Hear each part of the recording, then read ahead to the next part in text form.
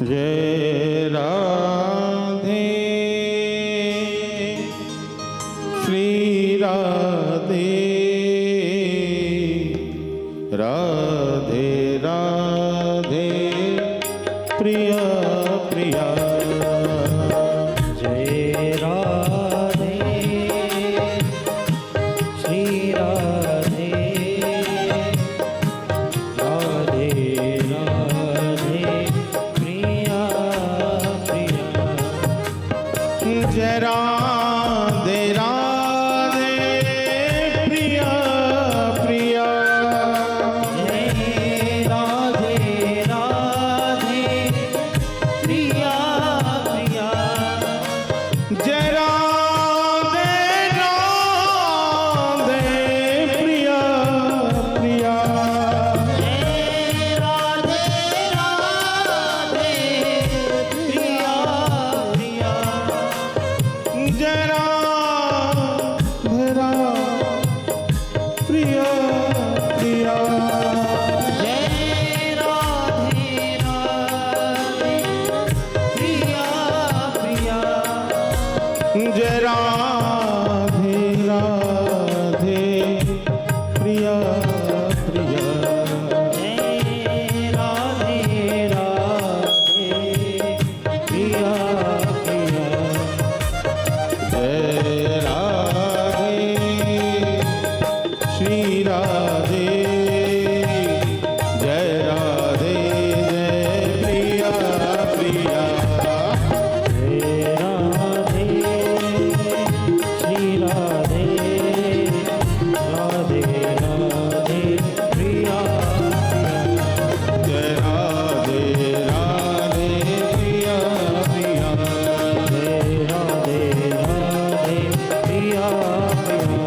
जय राधे राधे राधे प्रिया प्रिया। जय राधे राधे राधे प्रिया प्रिया। जय राधे राधे राधे प्रिया प्रिया। जय राधे राधे राधे प्रिया प्रिया। जय राधे राधे राधे प्रिया प्रिया। जय राधे राधे राधे प्रिया प्रिया। जय राधे राधे राधे राधे राधे राधे राधे राधे राधे राधे राधे राधे राधे राधे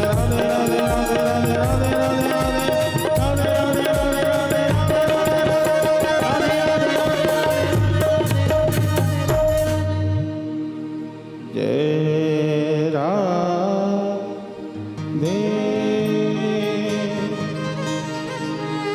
श्री राधे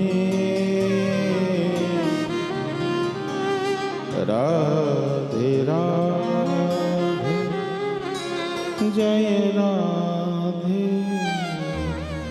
बोल प्यारी राधा रानी की जय श्री वृंदावन बिहारी लाल की जय। श्री भागवत भगवान की जय। व्यास जी महाराज की जय। श्री सुखदेव जी महाराज की जय। श्री परीक्षित जी महाराज की जय। श्री श्री गुरुदेव महाराज की जय। जय जय श्री राधे जय जय श्री राधे प्रेमानंद हृदय गौर हरि।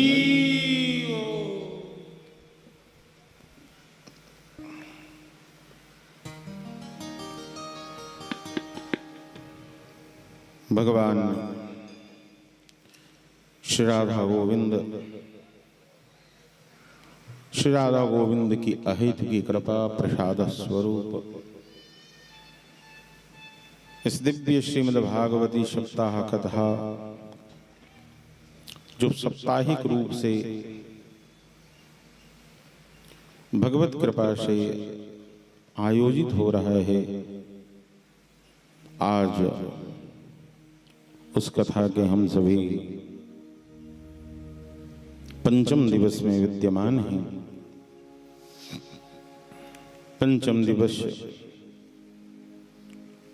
श्रीमद् भागवत में नंद महोत्सव है। वास्तविक रूप से यह आनंद महोत्सव है। भगवान राम कृष्ण हरि ही आनंद हैं।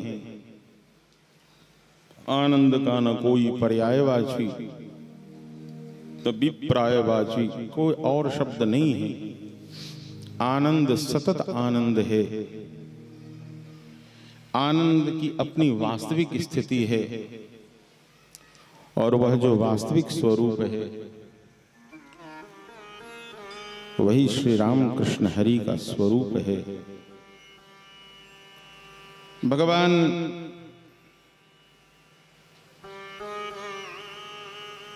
इस धरा पर अवतरित होते अनेक प्रयोजनों को सिद्ध करने के लिए। जय। भगवान के अवतरण का कोई एक कारण नहीं होता है। भगवान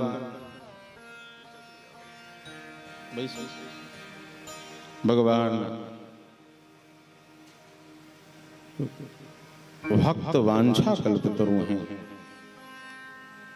भक्तों की जो वांछाएं होती हैं उसे पूर्ण करने वाले हैं।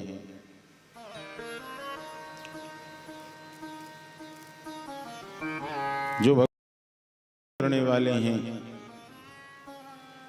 ऐसे अनुरागी और रसिक वृंदों को और प्यार करता है, रखता जो राष्ट्र हित में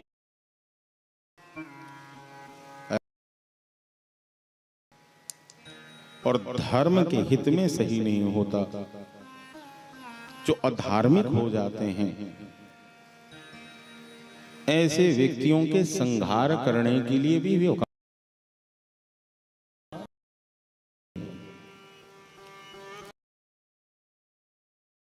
भगवान के अवतरण की कथा ऐसी ही कहते हैं। पापियों का जब बोलबाला हो जाता है तो भगवान आते हैं। नहीं, भगवान का पाप और पुण्य से कोई मतलब नहीं। पाप बढ़ने से भगवान नहीं आते हैं। तो भगवान नंद और वसुदेव जैसे पिता होने से, मतलब बाप होने से, यदि बाप दशरथ के समान होंगे तो उनके घर राम का जन्म अवश्य होगा। यदि पिता वसुदेव के समान होंगे तो उसके घर श्री कृष्ण का जन्म होगा। यदि पिता नंद के समान होंगे तो उनके घर ही आनंद स्वरूप श्री नंद नंदन का जन्म होगा। इसलिए केवल पाप के हो जाने से, धर्म के ह्रास हो जाने से भगवान आएंगे ऐसी बात नहीं है। भगवान नित्य हैं, भगवान बुद्ध हैं, भगवान सत्य हैं। भगवान का स्वरूप ही है कि भगवान सत्यात्मकम हैं। जो सर्व जग निवास करने वाले प्रभु हैं। चूंकि कल एक तो श्री कृष्ण चतुर्दिवसीय कथा में श्री कृष्ण का अवतरण की कथा थी और आप सबों ने देखा प्रकृति ने भी किस प्रकार से भगवान का स्वागत किया और कथा अतिशय विलंब तक चलती रही। और सबसे बड़ी बात है, मैं तो भूमिका बना रहा था तब तक से ठाकुर स्वयं ही प्रकट हो गए। बोल बाल कृष्ण लाल की। बंधुओं, इस बात को आप समझिए, जो समस्त जग जिनमें निवास करता है, ऐसे जगन निवास जगन्नाथ, कौन? जगन्नाथ किनके गर्भ में निवास करते हैं? देवकी के गर्भ में निवास करते हैं। ये सामान्य बात नहीं है। तो मुख्य बात आप इतनी समझ लीजिए कि भगवान के अवतरण के कई सारे प्रयोजन होते हैं, जिसमें से सबसे सामान्य होता है दुष्टों का दलन करना। दुष्ट का दलन करना। नहीं तो मुख्य प्रयोजन तो है कि भगवान अपने प्रेमियों को प्रेम रस प्रदान करने के लिए ही इस धरा पर आते हैं। जो संत जन हैं, जो रसिक जन हैं, जो उनसे प्रेम करने वाले हैं, उन प्रेमियों से मिलने आते हैं। लेकिन उन प्रेमियों के प्रेम के संबंध में व्यवधान देने वाले जो दुष्ट जन हैं, उसका वैसे ही संहार कर देते हैं। तो भगवान केवल दुष्ट दलन नहीं है, अभी तो भगवान क्या है? रसिक हैं। वैराग्य राग रसिक भव भक्ति निष्ठ। गोकर्ण जी कहते हैं भगवान क्या है? रसस्वमु है। भगवान क्या है? रसिक हैं। तो जो रस हैं वो श्री कृष्ण हैं। जब देवताओं ने देखा है कि भगवान जिस वंश की महिमा को कथितो वंश विस्तारो, आपने जैसे सूर्य वंश की महिमा गाई, ऐसे ही सोम वंश, चंद्र वंश, चूंकि चंद्र वंश क्यों मुझे सविस्तार सुननी है। क्यों सुननी है? क्योंकि उसका संबंध श्री कृष्ण से है। बंधुओं, इस विषय को समझना है कि भगवान के जो भक्त होते हैं वह केवल उन्हीं एक कार्य को आगे बढ़ाते हैं जिसका संबंध श्री कृष्ण से होता है, जिसका संबंध श्री गुरु से होता है। संसार और संसारियों से संबंध रखने वाले से उसका कोई मोल नहीं होता। ये सब बड़ी छोटी बात हो जाती है। ये बड़ी छोटी बात हो जाती है। इसलिए जिसका संबंध भगवान से है,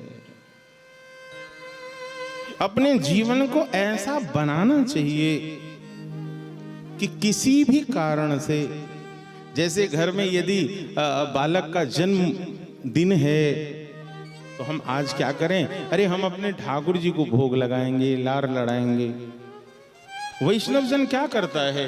हर उत्सवों का अपने घर में मनने वाले जितने भी जश्न हैं, जितने भी प्रकार के उत्सव हैं, जन्मोत्सव है, विवाह उत्सव है, मैरिज एनिवर्सरी है, उन सबों का संबंध भी श्री कृष्ण से जोड़ता है। क्यों? क्योंकि ठाकुर जी मेरे लिए प्रधान हैं। ये हमारी बुद्धि जब मान जाती है तो जो सभी कारणों के कारण हैं, जो क्या हैं? समस्त कारणों के कारण हैं,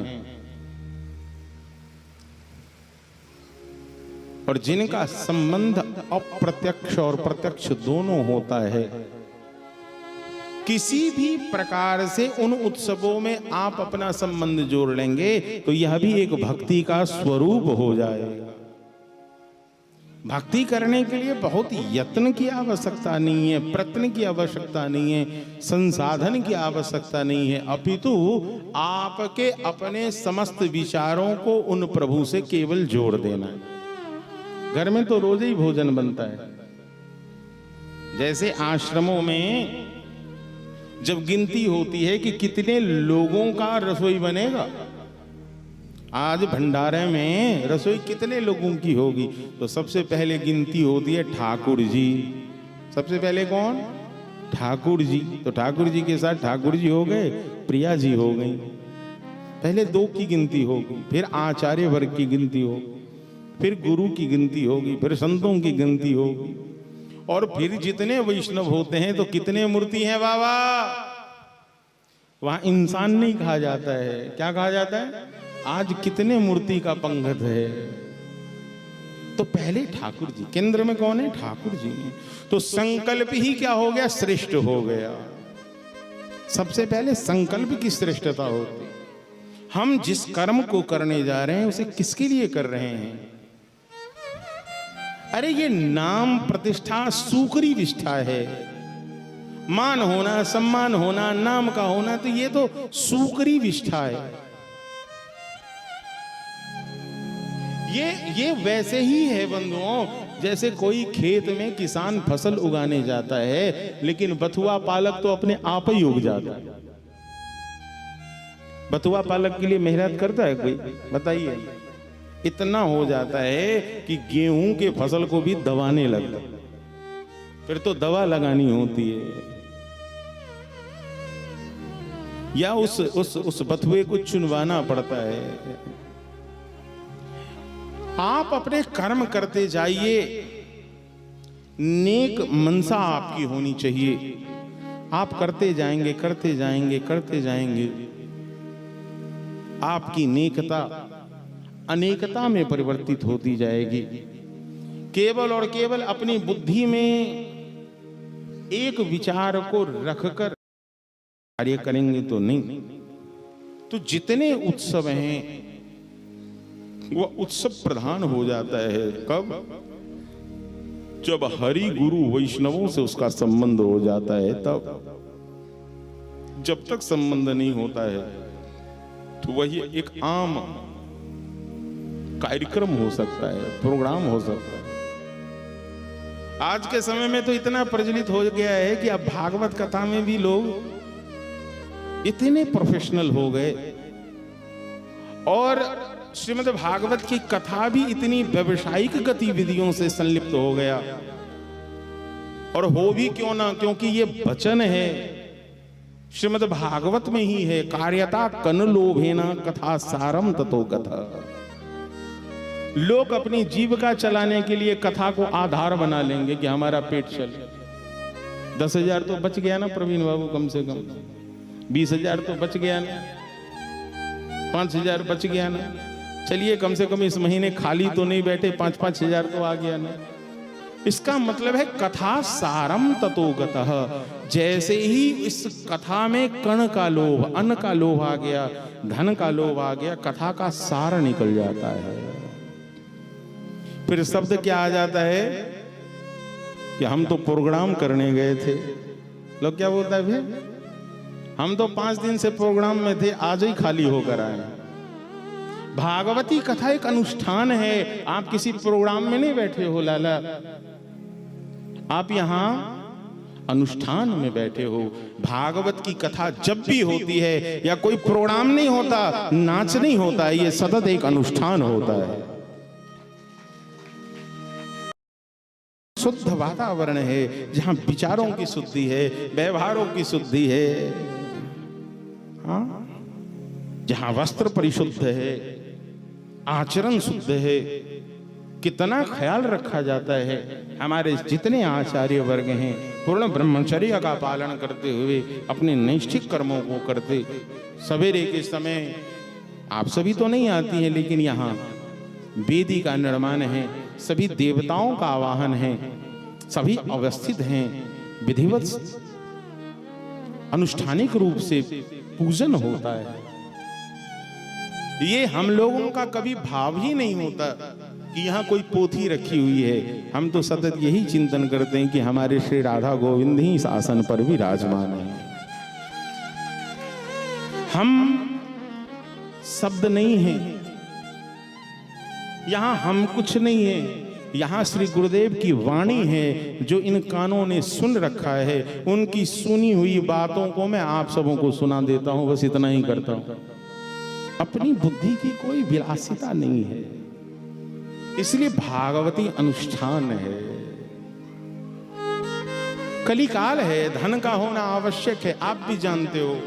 यात्रा में पैसे लगते हैं, टिकट में पैसे लगते हैं। इस संसार में जो वर्तमान समय है, यहाँ कोई भी कार्य बिना धन का नहीं हो सकता। ये लाइट नहीं लग सकता, ये गुब्बारे नहीं सज सकते, ये फूल का माला भी नहीं आएगा। ये भी 100, 200, 500 में आया होगा, मुफ्त का नहीं देगा। बगीचे नहीं हैं, लोग खेती करना भी धीरे धीरे छोड़ दिए, अनाज भी बाजार से आने लगा है। इतना विवेक तो सभी में है, लेकिन कुछ लोगों ने इसे इतना व्यवसायिक बना दिया है। और फिर पूछेगा आपका प्रोग्राम चल रहा है कि नहीं चल रहा है? मेरा तो आजकल खूब चल रहा है। तो भैया, प्रोग्राम करने वाले प्रोग्राम करेंगे, अनुष्ठान करने वाले का भी नित्य अनुष्ठान चलता है। इसके लिए कोई मंच की आवश्यकता नहीं होती। भागवत तो विशुद्ध रूप से सत्संग है। ये तो एक कक्ष में भी हो सकता है, 2 व्यक्तियों के बीच में हो सकता है। हमारे एक शिष्य को बैठाकर भी यदि मैं कह रहा हूं, वह सत्संग भी श्रीमद् भागवती अनुष्ठान ही है। उसके लिए केवल आपके हृदय में सच्ची श्रद्धा होनी चाहिए। श्रद्धावान अलवति ज्ञानम। जब तक श्रद्धा नहीं होगी, कितनी ही सुंदर बात क्यों न कह दी जाए, यहाँ आपके हृदय में वह उतरेगा नहीं। भगवान जगन्नाथ हैं, भगवान जगन निवास है, जिनमें सब निवास करता है वह भी तो किसी में निवास करते हैं। वो किस में निवास करते हैं? वह देवकी के गर्भ में निवास करते हैं, और वही जगन निवास जगन्नाथ प्रभु आपके हृदय में भी निवास करते हैं। मुझको कहां ढूंढे रे बंदे, मैं तो तेरे पास में। मुझको कहां ढूंढे रे बंदे, मैं तो तेरे पास में। सबके पास गोविंद हैं, लेकिन इतनी फुर्सत ही नहीं है। मैं सारी दुनिया की जानकारी रखना चाहता हूं, मैं सबको जानना चाहता हूं, केवल खुद को भूल जाना चाहता हूं। मुझे सब जानना है, सबको जानना है, लेकिन खुद को भूल जाना है। भूलने के लिए व्यक्ति क्या नहीं कर रहा है? नशा कर रहा है, दवाएं ले रहा है, मैं भूलूं। एक व्यक्ति है जो खुद को भूलने के लिए, दूसरा व्यक्ति दूसरे को भूलने के लिए। नशा भी किसी अपने को भूलने के लिए नहीं हो रहा है। तो कोई कहेगा हम तो फलाने के प्यार में पड़े हुए हैं, हमारी प्रेम का जोड़कर भाग गई इसलिए नशा कर रहे हैं। कोई यही कहता है कि भैया हमारा धन भाग गया, व्यापार लूट गया इसलिए नशा कर रहे हैं। कोई आज तक मिला है कि खुद को भूलने के लिए नशा कर रहे हैं? कहेगा नहीं, गम को भूलने के लिए। ये नहीं जानता है व्यक्ति, लाला वो पंक्ति क्या है, दुनिया में इतना गम है। तो बड़ी बात यही है कि संसार में बहुत गम हो सकता है, लेकिन बड़ी बात यह है कि जब व्यक्ति विचार करता है, ये निश्चित आता है कि आप ही दुखिया नहीं हो, न जाने संसार में कितने सारे दुखिया। फिर वहां लगता है कि भैया मेरा गम तो कुछ नहीं है। आप विचार कीजिए। इसीलिए सबसे बड़ी बात है कि हम सबको याद रखें। इसलिए बोलने के लिए हमें किसी न किसी वस्तु को अपनाना पड़ता है, किसी अमल को अपनाना पड़ता है। जबकि जगन्नाथ कहते हैं कि भैया तुम मुझे याद कर ले तो संसार। महादेव को लोग कहता है कि महादेव भांग धतूरा लेते हैं, ये वास्तविकता नहीं है। महादेव की नशा तो श्री राम नाम की नशा है। महादेव सतत श्री राम कृष्ण के नामों को लेते हैं।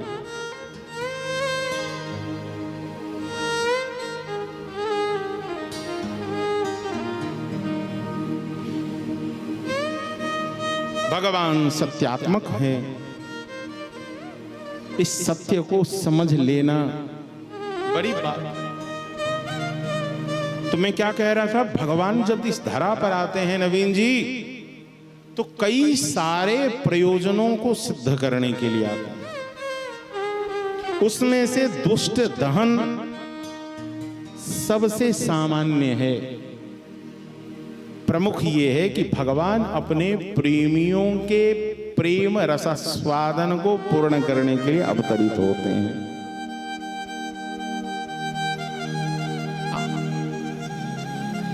वह आनंदित हो जाता है। इसीलिए देवता भी जब मैया देवकी के गर्भ में श्री कृष्ण आते हैं तो गर्भ की स्तुति होती है। वह गर्भ कितना श्रेष्ठ है। आहा, देखो देखो,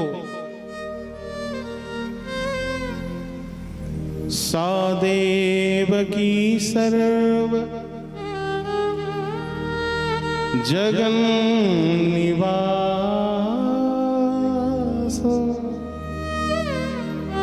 निवास भूतानितराम नारे जे भोजेन्द्र के अग्नि शिखैव रुद्रा सरस्वती ज्ञान खले यथा सती।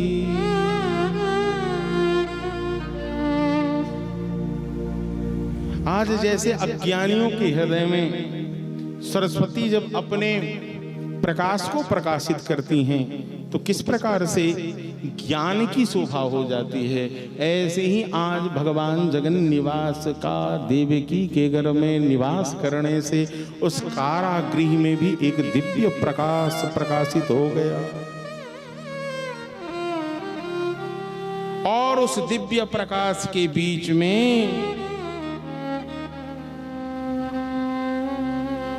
जहां भगवान की ही वह प्रेरणा हुई कि आकाश के बाद यह निश्चित था कि वह दुष्ट कंस देवकी को मार सकता था, क्योंकि मालूम है कि इसके गर्भ से जन्मने वाला जो बालक होगा वही मेरा तो जर को ही होई हैं सोई जो राम। भगवान की इच्छा के विपरीत इस संसार में कुछ नहीं हो सकता। यहां जो भी हो रहा है यह निश्चित है कि वह श्री कृष्ण की माया से ही संभव है। ये परीक्षित भगवान शंकर और ब्रह्मा जी कंस के कैद खाने में आए हैं, और जब वह आए हैं अपने सभी अनुचरों के संग आए हैं, और आकर समस्त देवता नारद आदि ये सभी सुमधुर गण हैं, सभी आ गए हैं और आकर सत्यव्रतम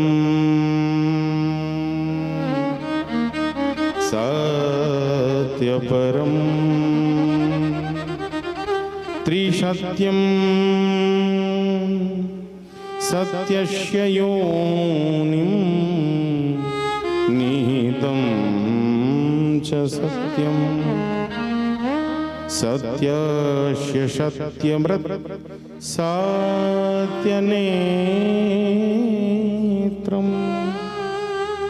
सत्यात्मकं त्वां शरणं प्रपन्ना। यह संसार क्या है? इस संसार में जो भी है, हे भगवान, यहां जो भी है सब आप ही हैं। क्यों? क्योंकि प्रभु आप सत्य संकल्प हैं। मतलब भगवान जो संकल्प भी लेते हैं, दुनिया संकल्प लेती है और भगवान सत्य संकल्प लेते हैं।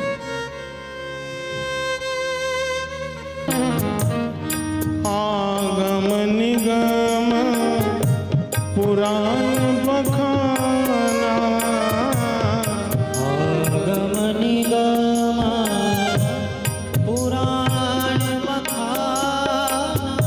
आगम का मतलब हो गया तंत्र, निगम का मतलब हो गया वेद, और पुराण का मतलब आप समझते ही हो, संगीता। ब्रह्म संगीता हो, मत्स्य संगीता हो, मतलब मत्स्य पुराण हो, देवी संगीता हो, कूर्म संगीता हो।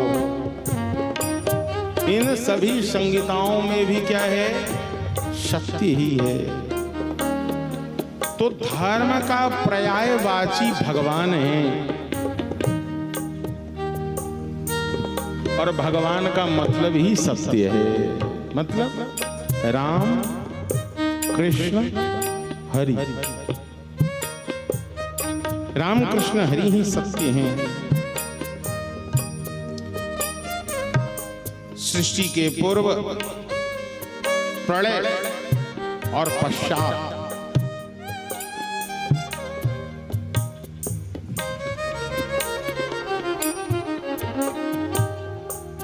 मतलब तीनों स्थिति में आप हैं। भगवान वास्तविक रूप से त्रिवेणी है। सत्य के क्या है? त्रिवेणी, जिनका मध्य भी सत्य है, प्रारंभ भी सत्य है और अंत भी सत्य है। पृथ्वी, तेज, वायु, आकाश और तेज इन 5 तत्वों के रूप में भी आप ही हैं। मतलब मिट्टी के रूप में आप हैं, जल के रूप में आप हैं, तेज के रूप में आप हैं, वायु के रूप में हैं आप हैं, और आकाश के रूप में भी। देवताओं ने इस बात को समझ लिया, हे प्रभु, एकमात्र आप ही सत्य स्वरूप हैं, इसलिए मैं अब कहाँ जाऊं? मैं कहीं नहीं जाऊंगा, तो मैं तो आपकी शरण में रहूंगा। जाऊं कहाँ तजी चरण प्यारे,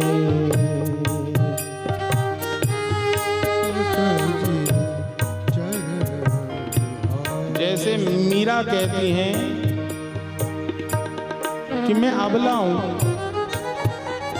मैं तो सबल तब तक हूं जब तक आप हैं। मतलब गुरु और हरि की कृपा है तो मैं कहां रह सकती हूं। मैं गुणहीन गुण नाही गुसाई, मैं गुण नाही, तुम समर्थ सरकार, तुम समर्थ सरकार। छोड़ मत जइयो गुरु महाराज, छोड़ मत जइयो गुरु महाराज। ओ जी महाराज, हाँ जी महाराज,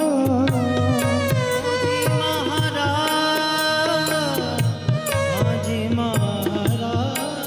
भगवान ही गुरु हैं, गुरु सत्य हैं, गुरु व्यक्ति भी हैं और गुरु तत्व भी हैं। गुरु में कभी मर्त्य बुद्धि नहीं लाना चाहिए। श्री गुरुदेव कहीं नहीं जाते हैं तो श्री गुरुदेव वैष्णवों के रूप में, विचारों के रूप में, संतों के रूप में और श्री भगवान के रूप में सतत रहते हैं। आपको चाहिए कि वो आपको छोड़ न दे, इसलिए मीरा कहती हैं,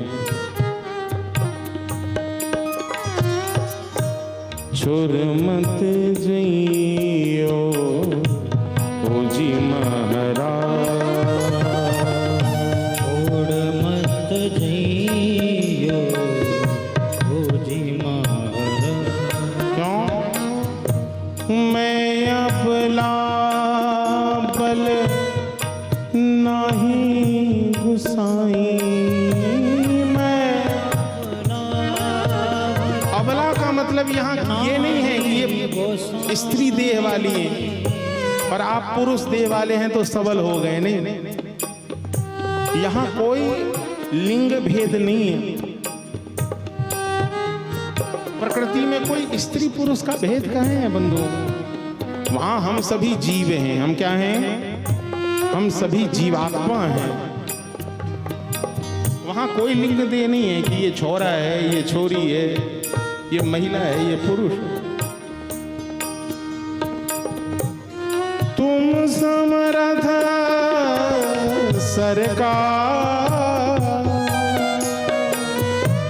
तुम समर्थ सरकार, तुम समर्थ सरकार। आपकी पुकार ऐसी होनी चाहिए, आपका समर्पण ऐसा होना चाहिए। सामने तो सब कर लेता है काम, ये वफादारी नहीं है। मालिक बैठा हो, उस मालिक के सामने में जल्दी जल्दी काम करो और मालिक गया सो ही काम छोड़कर लेट जाओ, इसे गद्दारी कहते हैं। गुरु हैं, हरि है, आज सोमवारी है, आज मंगलवारी है तो हनुमान जी को याद कर लिए, नहीं तो हनुमान जी को भूल जाओ। आज सोमवारी है तो शिव जी को याद कर लिए, नहीं तो भोले बाबा को भूल जाओ। तो ये कौन सी नौकरी करते हो आप? इससे तुम्हारा मालिक प्रसन्न होने वाला? जब आपका मालिक न हो फिर भी आप अपने कार्य को वफादारी से करते हो, ये खबर एक दिन उस मालिक को लग जाती है तो मालिक कहता है ये मेरा वफादार है, मैं इसे चावसी दूंगा, मैं इसे कुछ बख्शिश दूंगा, उपहार दूंगा। तो सामने काम करना तो आम लोगों की आदत होती है, मुंह देखकर प्रशंसा करना तो आम लोगों की आदत होती है। गुरु और पिता और मित्र ये आपके मुख पर प्रशंसा नहीं करता, आपके पीठ के पीछे यदि प्रशंसा करे तो समझना ये मेरे मीत है, और यदि तुम्हारे मुख के सामने तुम्हारी जैसी बात करने लगे तो समझ जाना भैया खतरा की घंटी बोल रही है, ये चापलूसी है। प्रशंसा पीठ के पीछे की जाती है पर समीक्षा सामने की जाती है, और यदि प्रशंसा सामने होने लग जाए तो समझ लेना कि खतरे की घंटी है, ये धोखा देगा।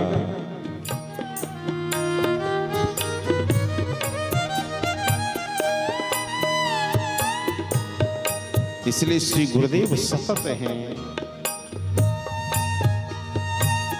ये हृदय में एक आस लगाकर बैठे, जैसे ब्रजवासियों ने, इन गोपियों ने, इन कंटक वन में रहने वाले ऋषियों ने बरसों बरसों की तपस्या करी है।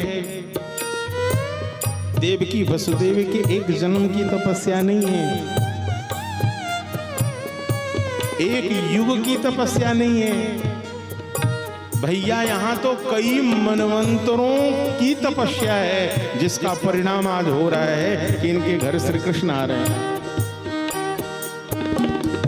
और हम चाहते हैं कि एक ही दिन में हमें सब कुछ मिल जाए, कैसे होगा? नहीं हो सकता। मालिक कितना भी सिंचाई क्यों ना कर ले, लेकिन जब तक ऋतु का संजोग नहीं होगा तब तक फल नहीं आता है।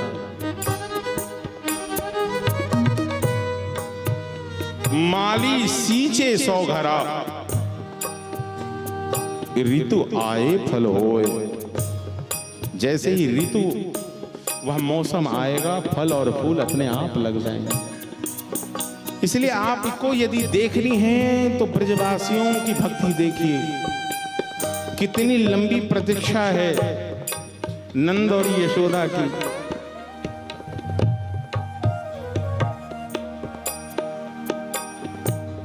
और उसका परिणाम होता है ये हृदय में एक आस बनाकर बैठी है।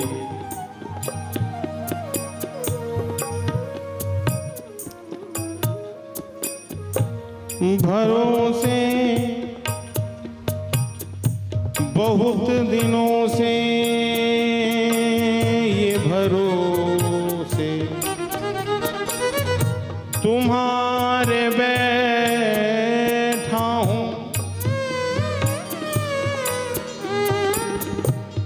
बहुत दिनों से भरोसे तुम्हारे बैठा हूं, कभी तो होगी कृपा,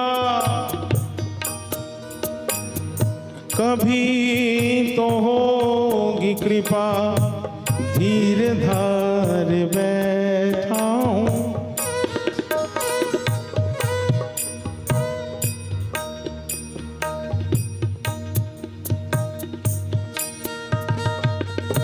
हृदय में वह भाव होना चाहिए कि प्रभु निकट के योग्य नहीं मैं, हूँ महापापी,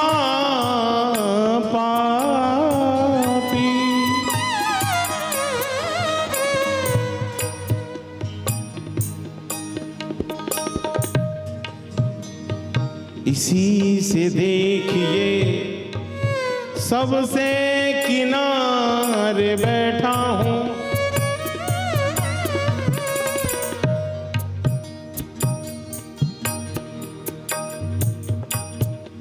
सुना है जब से विरद आपका मैं पति, सुना है जब से विरद आपका मैं पतित,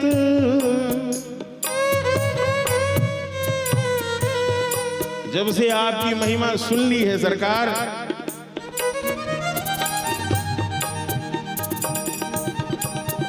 उस महिमा और उस महात्मा को सुनने के बाद तभी से होके अभय पद, तभी से होकर अभय पद पैर पसार बैठा हूँ।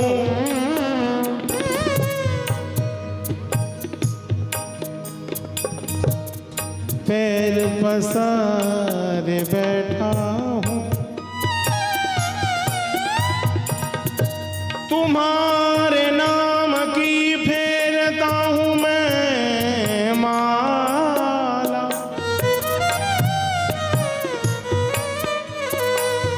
तुम्हारे नाम की फेरता हूँ मैं माला, तुम्हारे नाम की फेरता हूँ मैं माला। अनाथ नाथ मतलब स्पष्ट है, अनाथों के आप नाथ हैं। अनाथ नाथ सहारे तुम्हारे बैठा हूँ, अनाथ नाथ सहारे तुम्हारे बैठा हूँ। कभी तो होगी कृपा धीर धारे बैठा हूँ। इसलिए प्यारे,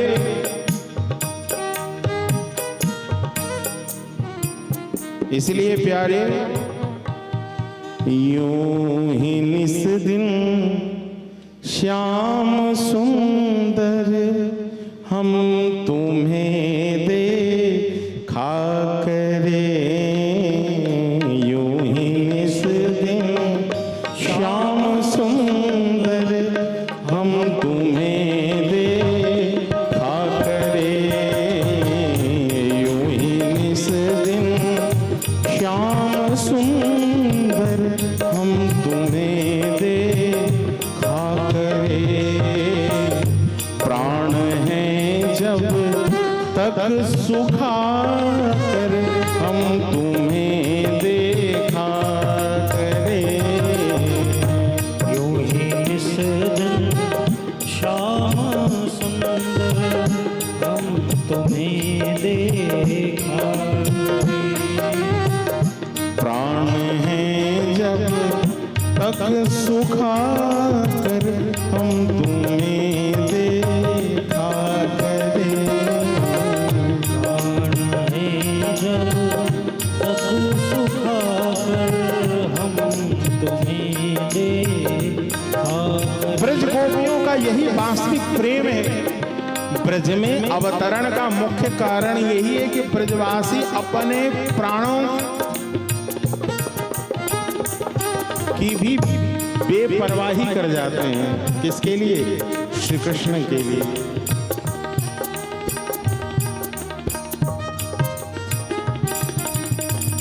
जो निकट के योग्य नहीं तो इतना प्रभु जी कीजिए, जो निकट के योग्य नहीं तो इतना प्रभु जी कीजिए।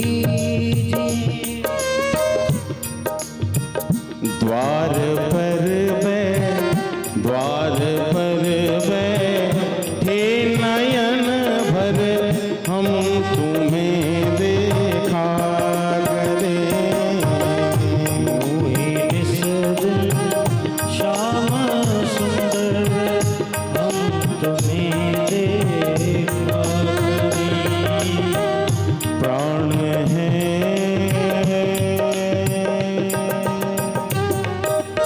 जब इतनी प्रतीक्षा हो जाती है वसुदेव और देवकी की, तब ठाकुर जी का नित्य अवतार हो जाता है। भगवान चतुर्भुज रूप में प्रकट हो जाते हैं।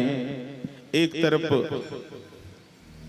वसुदेव और देवकी की अभिलाषा को पूर्ण किया है, दूसरी ओर नंद और वसुदेव के मनोरथ को पूर्ण करेंगे। भगवान ने ये कह दिया जब भगवान चतुर्भुज रूप में अथम सर्वगुणोपेतः कालः परम शोभना, भगवान जब सुंदर रूप से अवतरित हो रहे हैं, तमद्भुतम बालकम भुजेक्षणम चतुर्भुजम शंख गदायुधायुधम श्रीवात्सलक्ष्मं गलशोभिकौस्तुभम्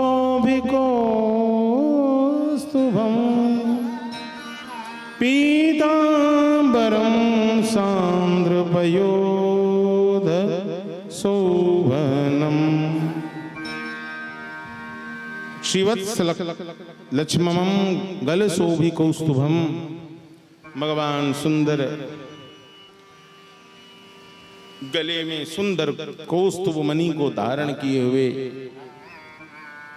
शंख चक्र गदा और पद्म लिए हुए, चतुर्भुज रूप में अद्भुत बालक का स्वरूप प्रकट होते हैं और प्रकट होकर वसुदेव देवकी से संवाद करते हैं और यह कह देते हैं कि आप मुझे ले जाकर दे आओ कहां, गोकुल, और वहां यशोदा और नंद के घर जो बालक जन्म लिया है उसे लेकर मेरे जगह धर दो। देवकी वसुदेव ने स्वरूप को देखा है। आज वसुदेव के घर स्वयं वासुदेव आए हैं। आहा हा, विचार यह होता है कि बालक जन्म ग्रहण करता, लेकिन यहां तो भय प्रगट कृपाला दीन दयाला यसुमत के हेतका हर्षित महतारी रूप निहारी मोहन मदन मुरारी कंसासुर जाना अतियाभिमाना। भगवान आए हैं किस लिए? नंद और यशोदा को प्रेम प्रदान करने के लिए, कंस का मर्दन करने के लिए। ठाकुर जी चाहते तो उसी समय अवतरित होकर कंस का वध कर सकते थे, लेकिन यदि इस काम को इतना जल्दी पूरा कर देते तो फिर भैया उस बालक की बधैया कैसे बजती।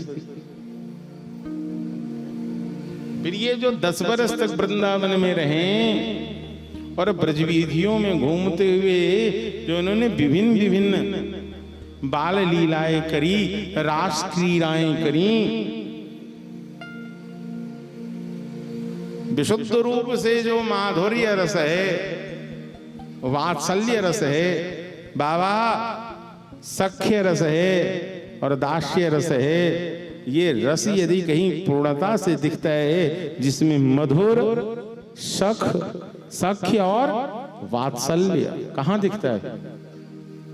वृंदावन की उस भूमि में दिखता है, उस ब्रज भूमि में दिखता है, उस गोकुल नगर में दिखता है, जिस गोकुल में आज श्री वसुदेव जी पहुंचाते हैं।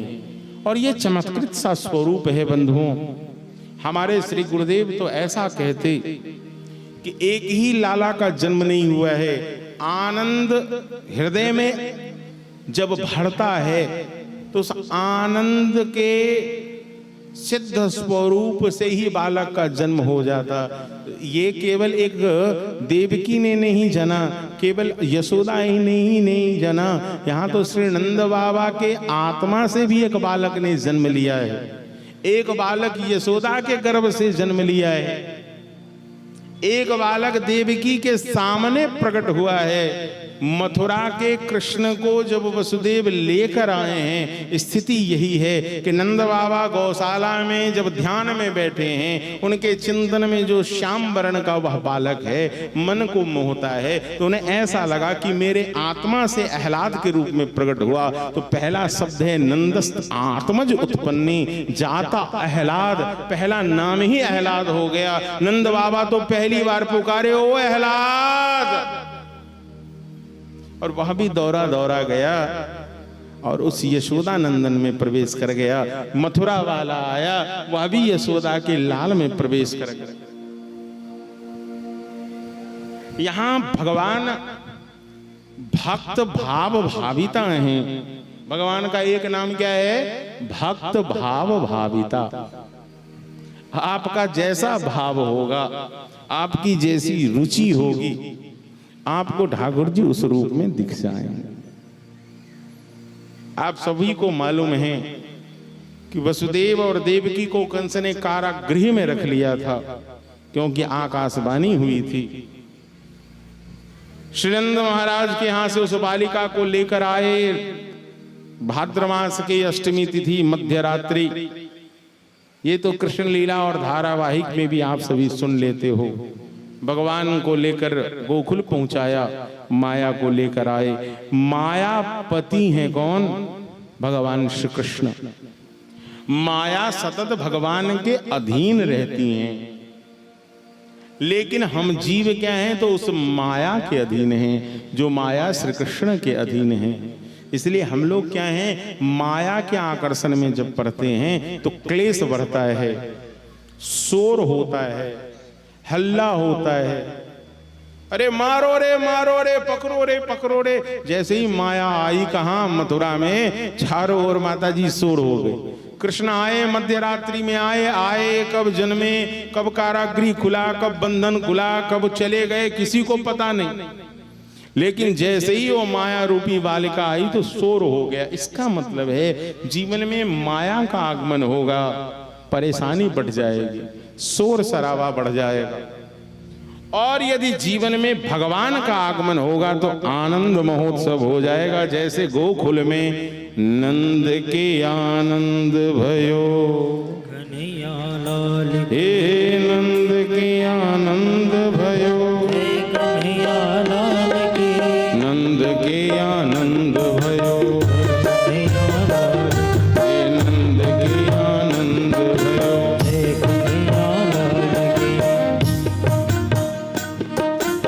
आज नंद द्वारे बधैया बाजे, आज नंद द्वारे बधैया बाजे, आज नंद द्वारे बधैया बाजे, आज नंद द्वारे बधैया बाजे, बधैया बाजे, शहनैया बाजे, बधैया बाजे, सहनैया बाजे, आज नंद द्वारे बधैया बाजे, आज नंद द्वारे बधैया बाजे। कौन लुटावे अनधन सोनमा, कौन लुटावे अनधन सोनवा, अनधन सोनमा, अनधन सोनमा, अनधन सोनवा, कौन लुटावे अनधन सोनमा, कौन लुटावे अनधन सोनवा, कौन लुटावे वस्त्र भैया, कौन लुटावे वस्त्र भैया, बाबा लुटावे अनधन सोनमा, बाबा लुटावे अनधन सोनवा, नंद जी लुटावे अन धन सोनमा, जी लुटावे अन धन सोना, मैया लुटावे वस्त्र भैया, मैया लुटावे वस्त्र भैया।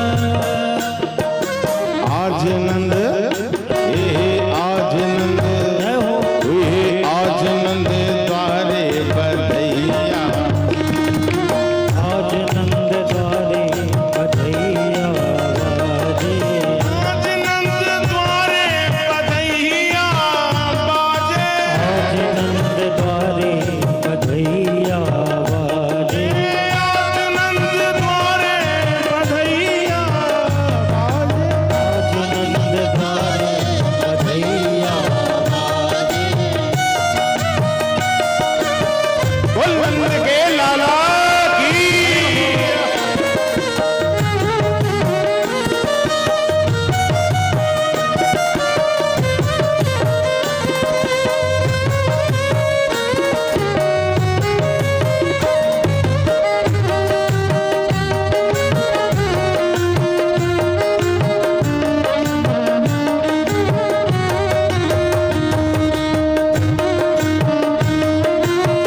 ये आंगने में बधैया बाजे, ये आंगने में रागने में रागने में बधैया बाजे, ये आंगने में बधैया बधैया बाजे, ये आंगने में बधैया बाजे, आंगने में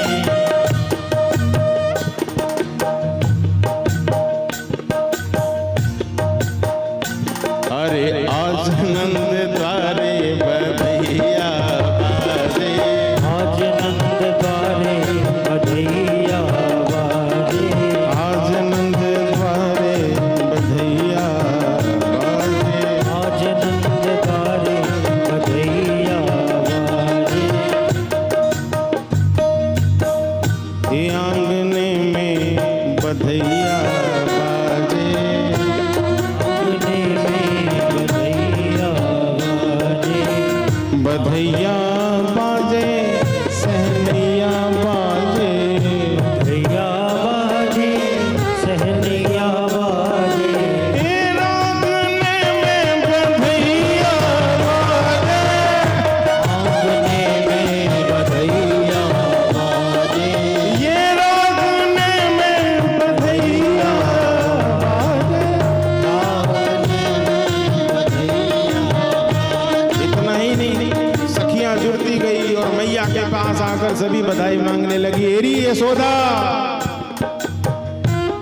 मैया ऐसे बात नहीं बनेगी तो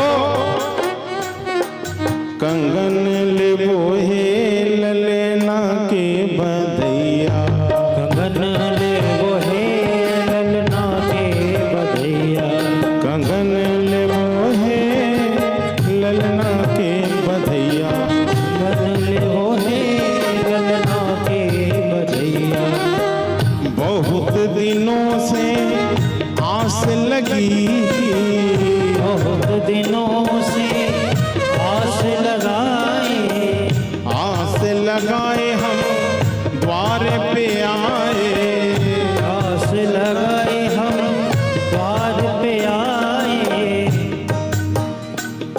मोहर लेबो मोहर लेबो मोहर लेबो हे ललना के बधैया, हरे ले वो हे ललना के बधैया, कंगन लेबो हे ललना के बधैया। ले वो हे ललना के बधैया। और इतना ही नहीं, सखियों का डिमांड बड़ा है और बाबा का हृदय उससे भी बड़ा है। नंद का मतलब ही होता है नंद कछु इतनो जो दिए, नंद कछु इतनो जो दियो। नंद बाबा ने इतना दिया, इतना दिया, इतना दिया देख कुबेरों के मति डोरे। धन और संपदा के स्वामी कौन है? कुबेर। नंद बाबा को दान करते हुए देखकर कुबेर भी विस्मित हो गया कि भले ही मैं कुबेर क्यों नहीं हूं, लेकिन नंद जैसी उदारता तो मुझ में भी नहीं है। आज जो ही आ रहा है, जो मांग रहा है, उसके मन में सोचने से पहले ही उससे ज्यादा उसको दे दिया जाता है। अरे किसी का पेट खाली होगा तब न कहेगा कि भैया हमको रसगुल्ला दो। आप प्रवीण बाबू, अब तो आप रसगुल्ला नहीं खाते हैं। ये हमारे श्री प्रवीण जी हैं, परम स्नेही कृपा पात्र हैं, मेरे कृपा भाजन बड़ा श्रेय। प्रवीण बाबू जब बैठे हैं तो मुझे याद आ गया कि पहली बार जब इनकी शादी हुई माता जी, जौन विवाह भेलन प्रवीण बाबू के, तो पहिल बेरी सासुर में रह गए बहुत दिन। साउस परेशान, इनका दामाद के केना कहीं चिल जाओ। नवीन जी, इनकी सास को कहीं से पता चला कि इन्हें साग, वैसे भी इनकी जो यदि पत्नी बैठी होंगी इस भीड़ में, मुझे दिख नहीं रही है। कहाँ है प्रवीण बाबू के घर से? कहाँ? हाथ उठाई। हाँ उठा उठा। आज भी इनको साग पसंद है। साग मतलब समझती हैं ना? पालक, बथुआ। ये बात इनकी सास को पता चल गया। जब इनकी सास को पता चला तो रोज भोजन में दिन और रात इनको केवल वही बथुआ, खेसारी, पालक सब दिन खुआ। प्रवीण जी हमसे बोले कि महाराज जी, एक दिन आकर मेरी सास कहती है कि पाओ नाइकी खेवे की बनाओ, कौन साग खेवे? इनसे रहा नहीं गया। प्रवीण जी बोले, हमने अपनी सासू माता से बोला, माता जी अब साग बनाना बंद कीजिए, खेत दिखाइए, मैं खुद चढ़ के आ जाऊंगा। ये रोज रोज तोड़ने की क्या हो सकता है। फिर रसगुल्ला पे मुझे याद आया कि हमारे श्री प्रवीण बाबू जब पहली बार गए तो इनका ससुराल शहर में पड़ गया। वो लोग शहर में रहने वाले गांव में आए और इनका पालन पोषण गांव में हुआ, देहात में हुआ, खाने पीने वाले परिवार से थे। सुबल जब पहली बार ये ससुराल गए तो इतने छोटे से, ये मिथिला है। सोवान जी यहाँ दही चूड़ा खाए कि नहीं खाए? कब? घर पे? आज क्या मिला था? दही और चूड़ा। दही की दही चूड़ा। दो बातें होती हैं। यदि चूड़ा मतलब पोहा जिसको वृंदावन में बोलते हैं, यदि वो ज्यादा हो जाए और दही कम हो तो उसको कहते हैं चूड़ा दही। चूड़ा इतना हो और दही इतना हो उसको बोलते हैं दही चूड़ा।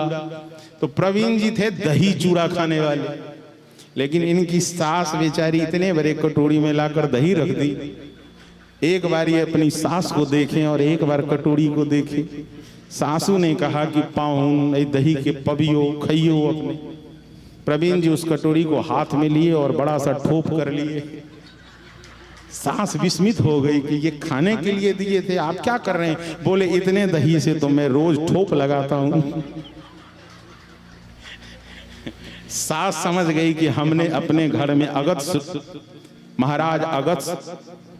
महाराज अगस्त ऋषि को ही अपना दामाद बना कर ले आई हूं। मुझसे पार लगने वाला एक अगस्त जी थे कि उन्होंने समुद्र को पी लिया।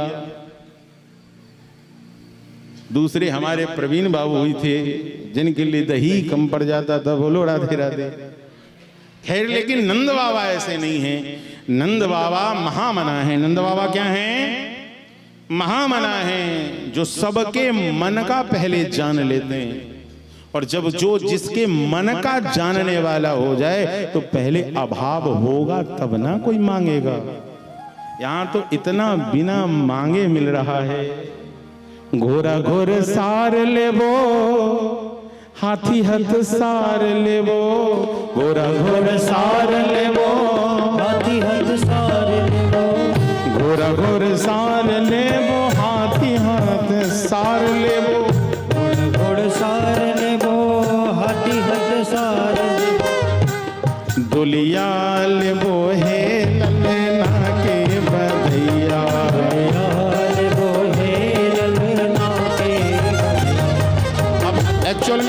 गीतकार हैं प्रवीण जी, उस समय बना तो आज भी लोग गाते हैं क्योंकि परंपरा है। लेकिन आज के समय में किसी को डोली यदि उपहार में मिले तो भला वो नहीं लेगा, क्योंकि आज के जमाने में तो कार चाहिए, मोटरसाइकिल चाहिए, क्योंकि डोली कौन उठा कर ले जाएगा बताइए, क्योंकि सबके कंधे कमजोर हो गए। लेकिन उस समय तो डोली ही प्रधान था। डोलिया ले वो है ललना के बधैया, डोलिया ले वो है ललना के बधैया, कंगन ले वो है लालन के बधैया, कंगन ले वो है ललना के बधैया, ललना के बधैया, लालना के बधैया, ललना के बधिया, ललना के बधिया, ललना के बधैया, लालना के बधैया, ललना के बधिया, ललना के बधिया, मोहर लेबो, बिछिया लेबो, पायल लेबो। अब माता लोग जाएंगी तो क्या मांगेंगी? यही सब तो मांगेंगी। नथिया लेबो, मंगटी का लेबो, गलहार लेबो हे ललना के बधैया, हार ले वो है ललना के बधिया, कंगन लेबो हे ललना के बधैया। कंगन ले वो है ललना के बधिया।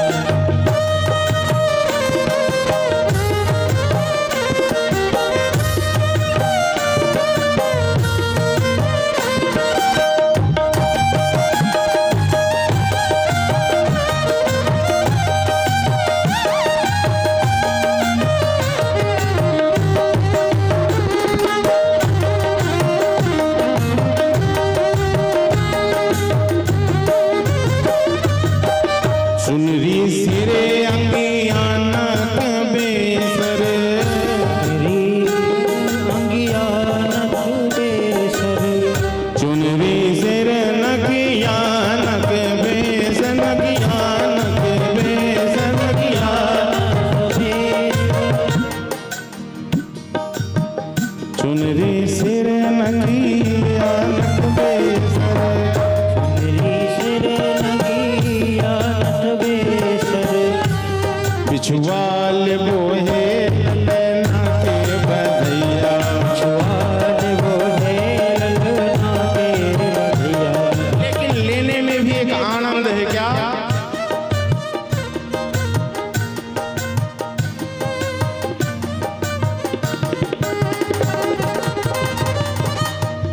गाए बजाए नचाए रिझाए लेबो, गाए बजाए नचाए रिझाए लेबो, गाए बजाए नचाए रिझाए लेबो, गाए बजाए नचाए रिझाए लेबो, गाए बजाए नचाए रिझाए लेबो।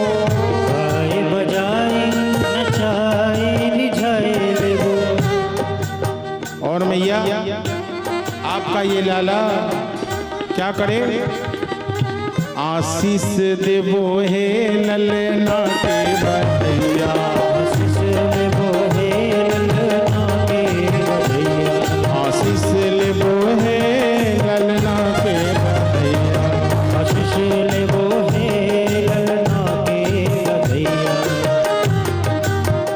चिर जीवे तेरो लाल यशोदा, चिर जीवे तेरो लाल यशोदा,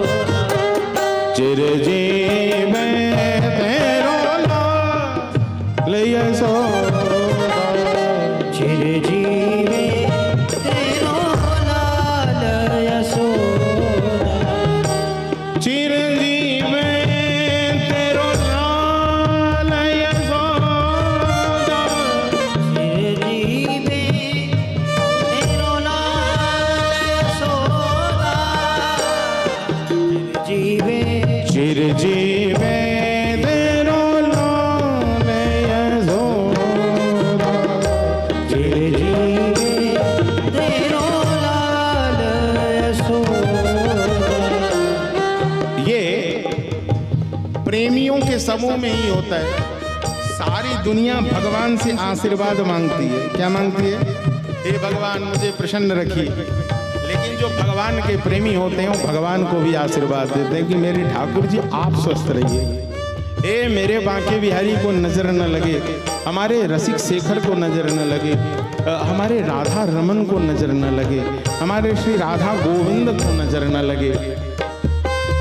भगवान को भी नजर लग जाती है,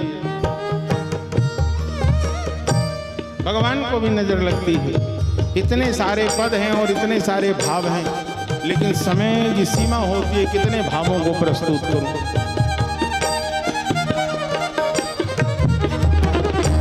सकल लोक पद सेवत जाकी, सकल लोक पद सेवत जाकी, कान्हा नाम सुनाई रे माई, कान्हा नाम सुनाई रे माई, कान्हा नाम सुनाई रे माई, कान्हा नाम सुनाई रे माई।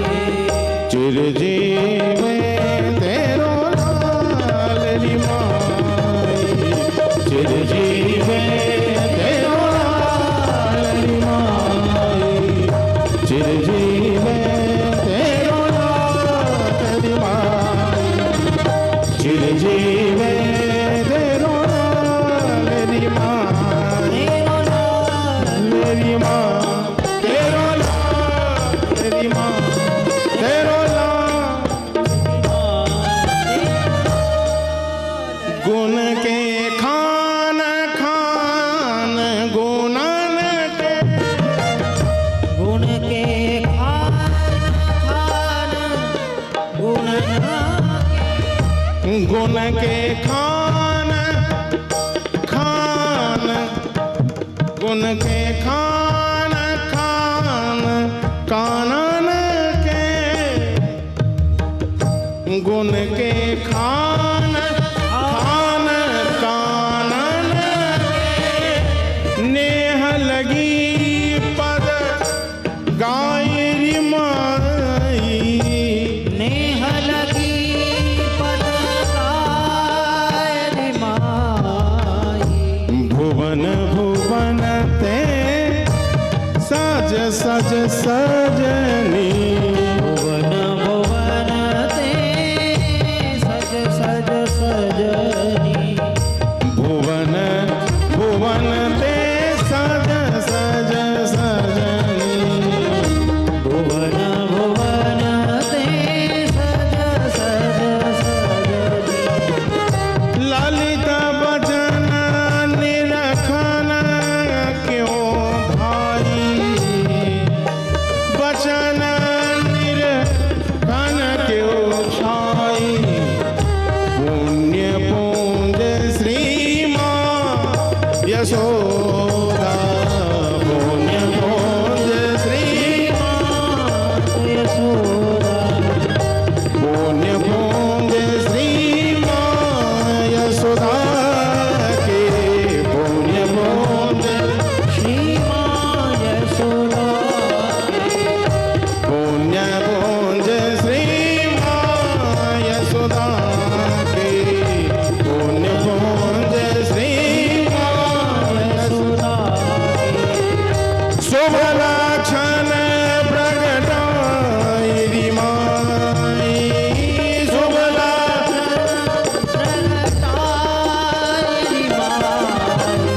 शुभ लक्षण प्रगटाई री माई, शुभ लक्षण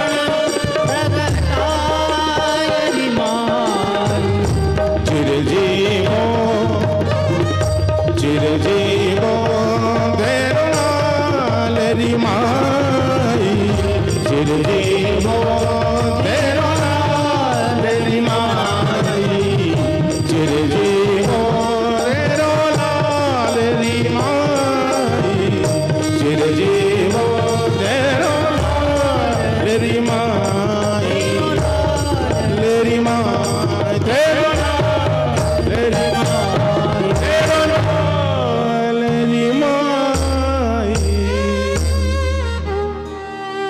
जियो रे जियो चंदा चांदनिया।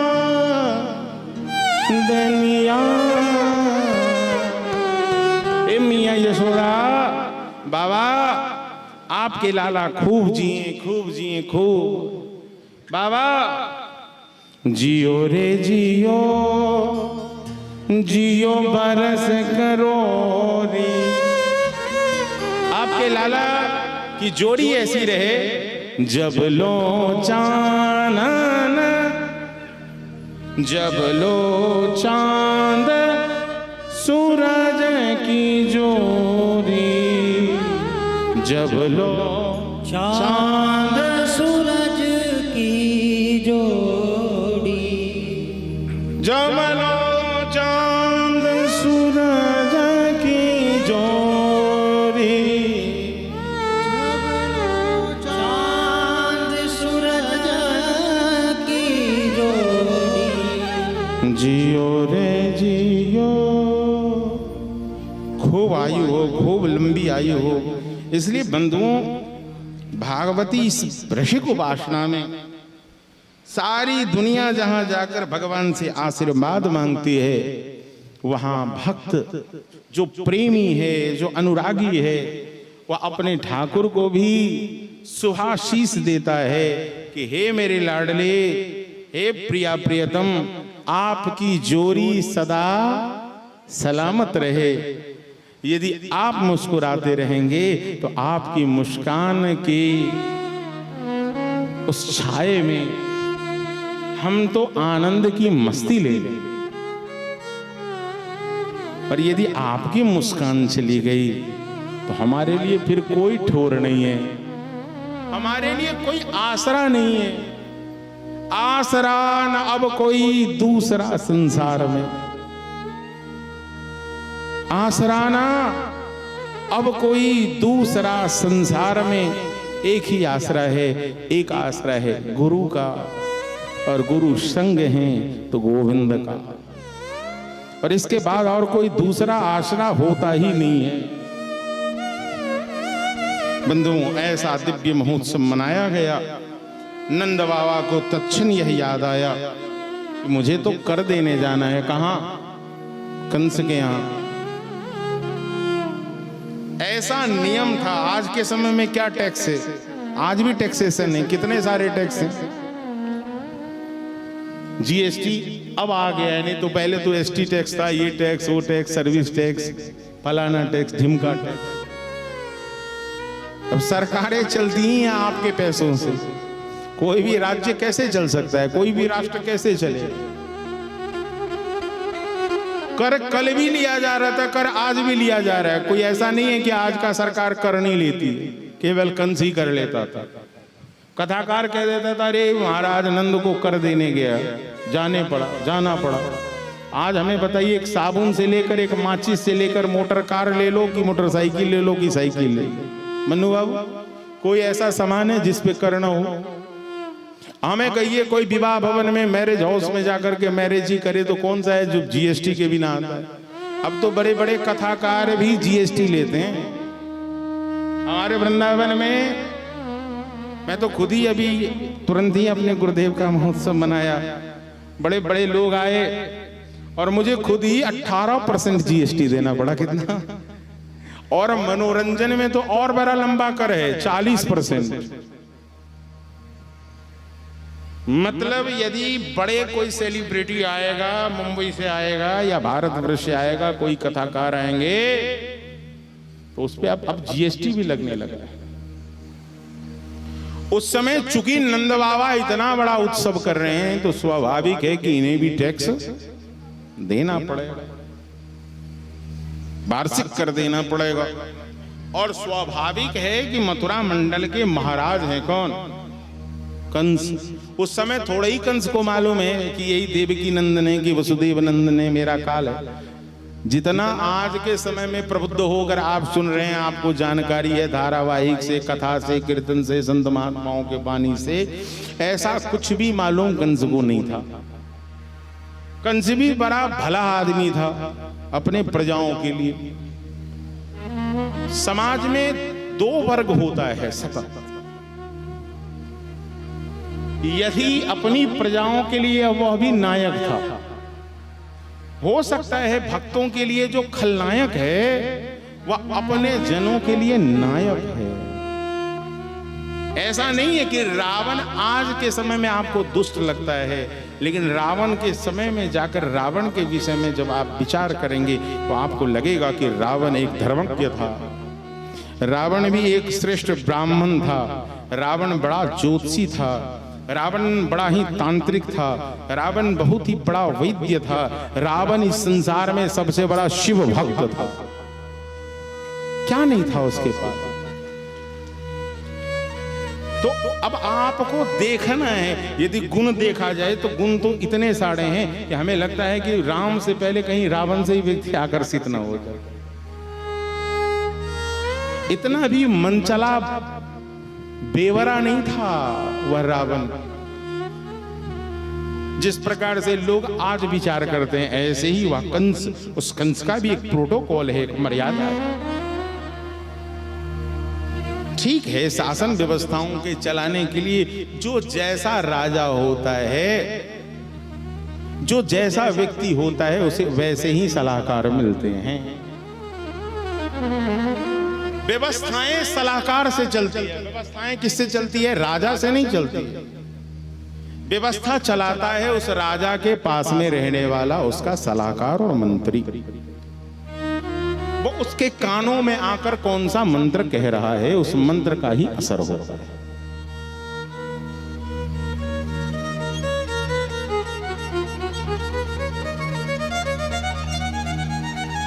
इधर कंस को कर देने के लिए नंद बाबा आए हैं।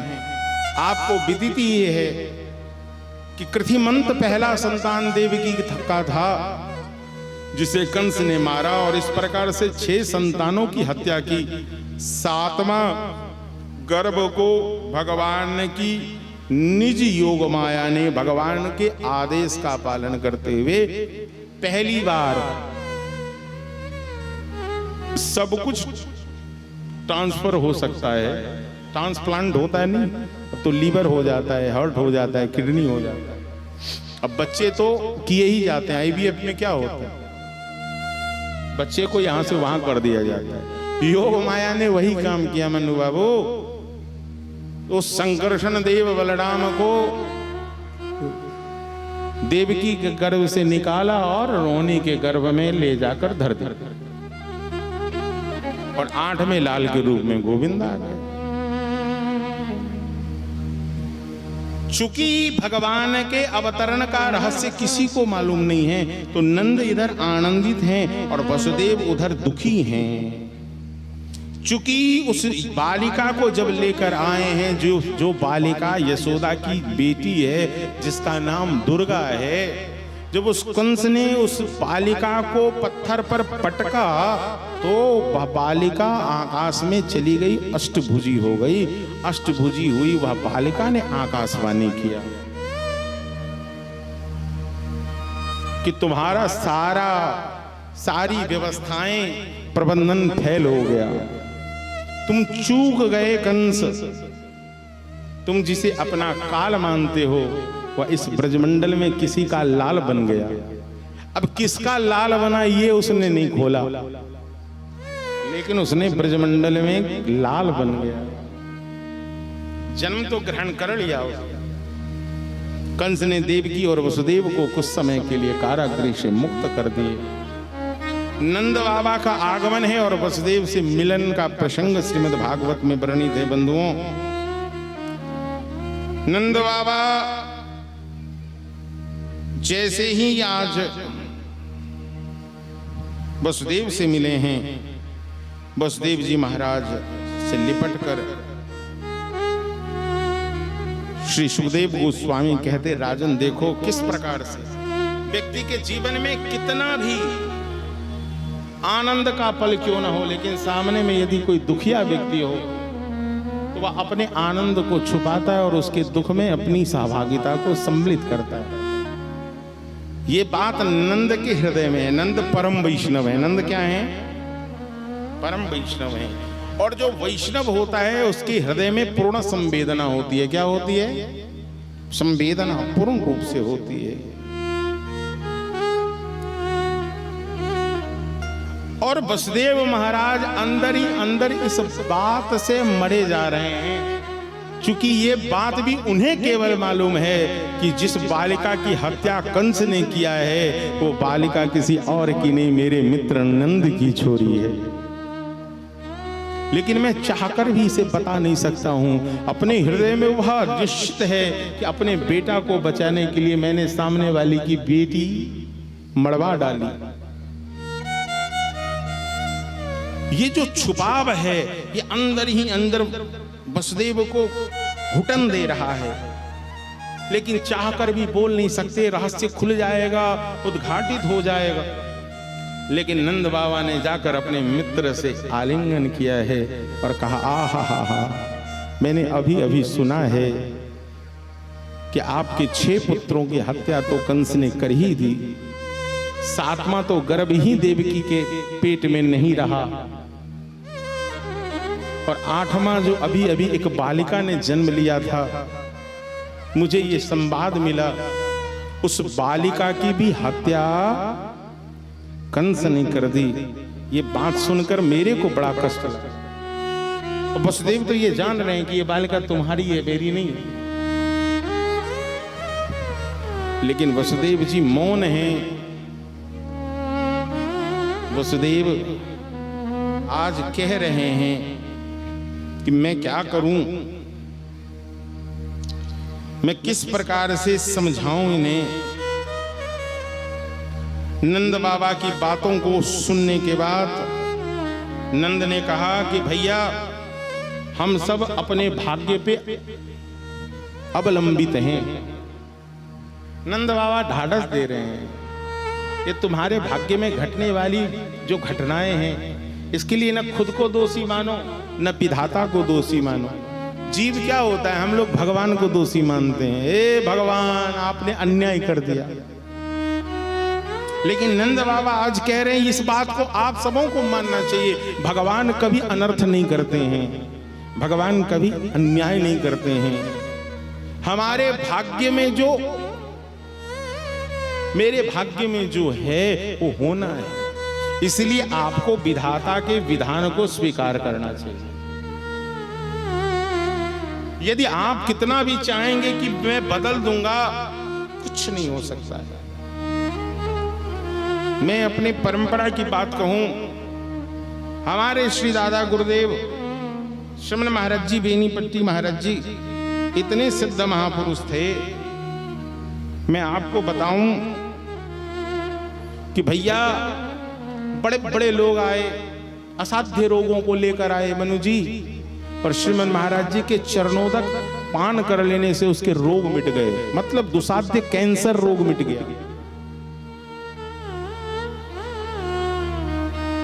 व्यक्ति पागल हुआ आ रहा है और श्रीमान महाराज जी के स्पर्श मात्र से उसके मस्तिष्क ठीक हो जा रहे हैं। मैं नाम लेना चाहूंगा, भारतवर्ष के बड़े संत जो ख्याति प्राप्त हुए, महाराज जी के केवल आशीर्वाद से ही उनके जीवन में ऐसा परिवर्तन हुआ। चूंकि व्यास मंच की मर्यादा है, नाम लेना उचित नहीं है, संपूर्ण भारतवर्ष में उनकी ख्याति हुई। ऐसे श्रीमन महाराज जी सब कुछ जानते हुए समझते हुए अनेकों घटनाएं उनके जीवन की है। बेनीपट्टी में एक जगह एक पोखड़ा है हमारे आश्रम के पास, मनु बाबू, संसार पोखड़ा। राधाष्टमी का महोत्सव हो रहा था। राधाष्टमी महोत्सव हमारे दादा गुरुदेव महाराज इसलिए मनाते थे क्योंकि सप्तमी को उनके गुरु महाराज का तिरुभाव महोत्सव है, तो अपने गुरुदेव का महोत्सव बड़े धूमधाम से मनाते। उस समय श्रीमन महाराज जी के एक कृपा पात्र बाबा जी थे, माता जी, वो संसार पोखरा में बर्तन धोने गए। नेपाली शरीर था, जल ज्यादा होने के कारण डूब गया, और डूबने के बाद वह बालक मृत हो गया। इधर सैकड़ों लोग, संत महात्माओं की भीड़ लगी बेनीपट्टी में। चारों ओर हाहाकार मच गया। राधे श्याम मर गया, राधे श्याम मर गया, राधे श्याम मर गया। महाराज जी को विदित हुआ, आश्रम की उस परिधि में लाकर उस वैष्णव बाबा जी श्री ने राधे श्याम बाबा अभी कुछ वर्ष पहले लगभग शतायु के होकर बरसाना में रहते हुए उन्होंने इस भौतिक लीला का समापन करके दिव्य लीला में प्रवेश किया है। और ये सच्ची घटना है। बनु बाबू श्रीमन महाराज जी गए और अपनी झोली और माला उनके मस्तक पर रख दी और बोले, राधे श्याम, संत महात्माओं का पंगत बैठने वाला है और तुम इस प्रकार से क्यों लेटे हो? ये घटना 1962-63 की है। 1962-63 की घटना है। ये आश्चर्यजनक हुआ कि जिसे डॉक्टर ने भी कह दिया था परीक्षण करके मर गया, श्रीमन महाराज जी का कहना, राधे श्याम उठो, सोई वो बालक उठ खड़ा हो, उठ खड़ा हो। लेकिन अब मैं इसलिए सुना रहा हूं कि विधाता के विधान को कैसे स्वीकार करते। लेकिन जब उनके अपने पुत्र, जिनकी आयु अवस्था श्रीमन महाराज जी को मालूम था कि कम है, वो चाहते तो अपने निज संतान का आयु बढ़ा सकते थे,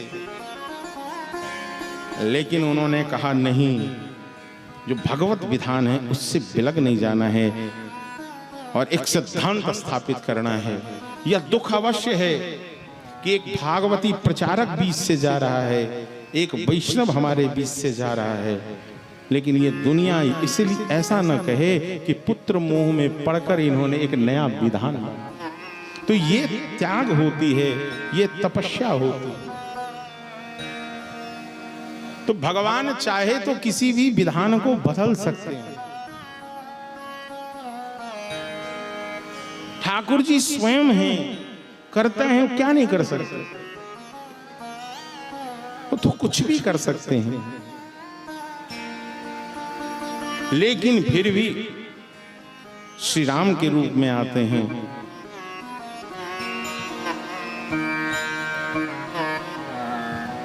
कैकेयी के वचनों के सिद्धि के लिए, पिता के वचन संकल्प को सिद्ध करने के लिए राम स्वयं वनवास को ग्रहण करते हैं। भगवान राम एक बार को कह सकते थे मैं नहीं जाऊंगा वन, आज के बच्चे तो कह ही देते हैं। भला माता पिता क्या करता है? कुछ भी नहीं करता। लेकिन भगवान स्वयं ऐसा विधान बनाते हैं, और जब विधान बनता है तो भगवान स्वयं भी बलकल वस्त्र पहन के, मुकुट खोलकर और मुनि भेष धारण करके वन को चले जाते हैं।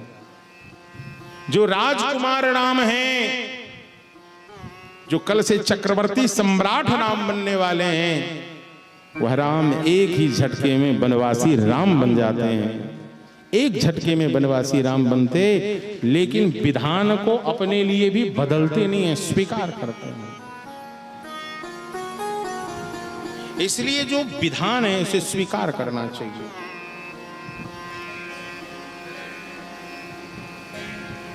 और पूर्ण विश्वस्त रहना चाहिए, आचार्य के ऊपर भरोसा करनी चाहिए।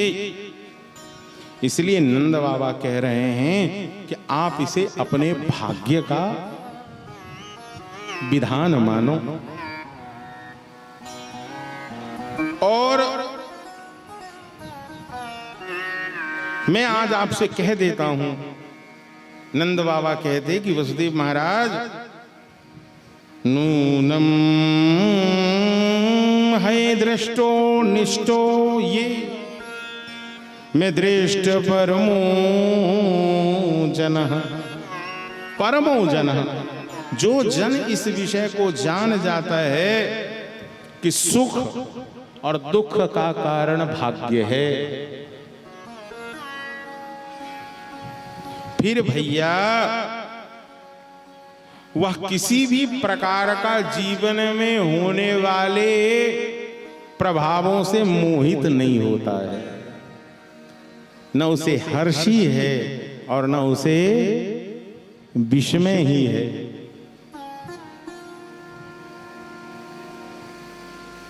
फिर वह अपनी स्थिति में होता है।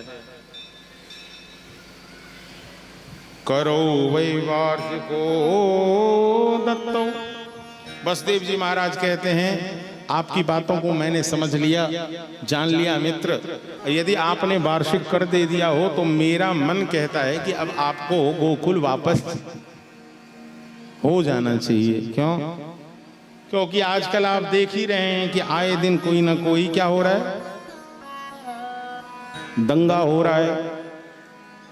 आज के समय में भी तो दंगा हो ही रहा है। लोग कहता ही है कि सवेरे आ जाना, उस समय भी दंगा होता था। नंद बाबा से ये बात वसुदेव जी कह दिए तो और शंका मन में बैठ गए। वैसे मन सशंकित नहीं होता है, लेकिन सामने वाला यदि आपको कह दे कि देख रहे हो आजकल क्या चल रहा है, बस फिर मन शंकाओं से भर जाता है। भला आदमी चैन से चला जा रहा है, लेकिन कोई कह दे कि इस मार्ग में जो आप जा रहे हैं ना तो बहुत सारे सर्प रहते हैं, और काली अंधेरी रात में धोखे से रस्सी भी स्पर्श कर जाए ना तो व्यक्ति मूर्छा खा के गिर जाए, अरे हमको तो सांप ने स्पर्श कर लिया। क्यों? क्योंकि उसे भ्रम हो गया। भ्रम क्यों हुआ? क्योंकि उसके मन में संदेह डाल दिया गया। भ्रम कब होता है? संदेह में होता है। भ्रम कब होता है? संदेह में। और ये संदेह किसको होता है? मन को नहीं, बोले बुद्धि को। हमारे श्री गुरुदेव कहते कि बुद्धि के 4 दोष है। भ्रम, दूसरा है प्रमाद, तीसरा है विप्रलिप्सा, और चौथा है करना पाटक। सुनेंगे तो, लेकिन सुनकर भी खुद में परिवर्तन नहीं लाएंगे। हम बाहर से कुछ और भीतर से कुछ दिखेंगे। हम जैसे बाहर हैं वैसे भीतर से नहीं हैं, और जैसे हम भीतर हैं वैसे बाहर नहीं हैं। और ठाकुर जी कहते जैसे बाहर हो या तो वैसे भीतर बन जाओ, या जैसे भीतर हो वैसे बाहर बन जाओ। एक ही स्थिति में तो मिल सकते हैं।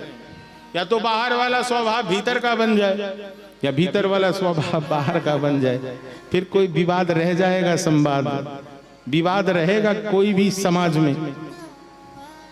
आधे समाज में विवाद का कारण यही है कि बाहर से दिखता कुछ है, और जैसे ही डिब्बा खुलता है पैकिंग तो जोरदार रहता है, लेकिन माल ही बड़ा कमजोर निकलता है। आजकल जिसकी पैकिंग बड़ी जोरदार हो, समझ लो कि माल कमजोर निकलेगा, क्योंकि कंपनी ने सारे पैसे लगा दिए पैकेजिंग पे। पैकेजिंग पे जब खर्चा हो गया तो फूड क्वालिटी पे कौन ध्यान देता है? आदमी तो आकर्षण के पीछे दीवाना है, सौंदर्य के पीछे पागल है। नाक नक्शा थोड़ा अच्छा हुआ नहीं कि कौन देखता है कि भैया ये ऐसी तो नहीं कि पूतना हो। क्योंकि मैं इसलिए कह रहा हूं कि अब पूतना आने वाली है। आज कंस के यहां बैठक हो गई। बैठक में यह निर्णय हुआ कि इस मथुरा मंडल में 84 कोस के ब्रजमंडल में सरकार का जो काल है उसने जन्म लिया है। अब इतने सारे बच्चों में कैसे ढूंढोगे कि कौन सा बच्चा है? तब वो पूतना 20 सभा में उठ खड़ी होती है, बोलती है सरकार मैं बोलूं? अरिष्टासुर, व्योमासुर, धेनुकासुर, अघासुर, चाणूर, मुष्टिक सब वहां बैठा हुआ है। उस बीच में उठी है माता जी जिनका नाम है पूतना। पूतना बोली सरकार मैं आपके मनोरथ को पूरी कर सकती हूँ। बोले कैसे? बोले सरकार आप देखो मुझे। कंस बोले दिखने में तो तू वाकई में बड़ी अच्छी है। बोले सरकार आज तो मैं कुछ अच्छी नहीं हूं, जरा मेकअप करवा के आने दो, फिर देखना आप भी नहीं पहचानो। इतनी सुंदरी बन जाऊंगी, इतनी सुंदरी बन जाऊंगी कि इस ब्रजमंडल में जो भी देखेगा मोहित हो जाएगा। और पता है आपको सरकार मैं आपके मनोरथ को कैसे पूरा करूंगी? कंस ने बोला बता, आइडिया तेरे पास है, मेरे पास तो रही है। बोले सरकार मैं जाके घर भी जाऊंगी ना, अपनी या कंचकी को खोल के अपने स्तनन उन छोटे छोटे बालकन के मुख में धर के जो ही वह बालक गपसो मेरे दुग्ध को पान करे हो, और मेरे स्तनन में लगे होंगे कालकुट 20। जो ही एक छटांगवा कालकुट 20 उसके मुख में गए, वह बच्चा का हुआ राम राम, मैं उसे पलना में डालूंगी और वहां से दूसरे घर। मतलब ये कह रही है कि 1 दिन से लेकर 2 बरस के जितने भी बच्चे होंगे सरकार, मैं सभी बालकों की हत्या कर दूंगा। ये पूतना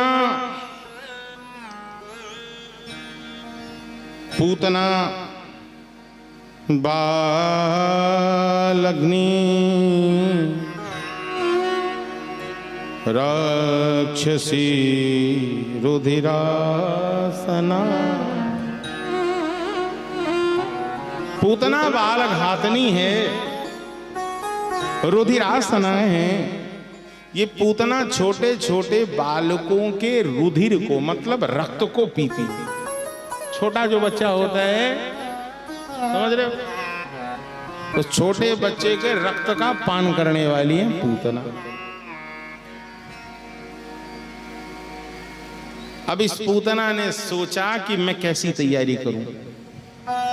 गोपाल चंपू में हमारे आचार्यवाद श्री जीव गोस्वामी कहते कि बंधुओं, वाकई इसने बाहर से इतनी सुंदरी हो गई, लेकिन भीतर इसका क्या है, कपट भरा हुआ है। बाहर से सबको मोहित कर रही है, और रूप ऐसा मोहित करने वाला कि कोई पुरुष यदि देखता उस पूतना को तो उसका मुंह खुला रह जाता, आंख भी खुले रह जाते। अरे भैया, ये कौन देवी जा रही है? मानो जैसे लक्ष्मी देवी तो नहीं आ गई। अरे भैया, कई मैंने कथा सुनी है कि एक उर्वशी होवे जो स्वर्ग लोक में विराजमान रहे। अरे भैया, ना ना ना ना, मैंने तो सुन रखी है कि मेनका बड़ी सुंदरी होवे। अरे भैया, याद दिखे कि या आई समय कोई मेनका ही आ गया। या पूतना ने विचार कियो कि भैया, जब यहाँ कार्य को शुभारंभ ही करनो है तो मैं कहां से करूं। अब विधान तो भगवान का है। ठाकुर जी चाहेंगे तब ना पहले दूसरे के घर जाएगी। सबसे बड़ा उत्सव मन रहा है अभी, कहां मन रहा है, गोकुल में। तो इसने सोचा इसी भीड़ में मैं 2, 4, 5 हजार बच्चों को साफ कर दूंगी। सबसे पहले शुभारंभ कहां से करूं, तो चलो चलते हैं कहां। अरे चलो नंद द्वारे बधैया बाजे, चलो नंद द्वारे बधैया बाजे। अरे चलो नंद द्वारे, क्योंकि नंद के दरवाजे तो सब गए हैं। मैथिल साहित्यकार जो भी हो गए, उनका तो भाव ये है कि भैया मिथिला से भी लोग गए होंगे।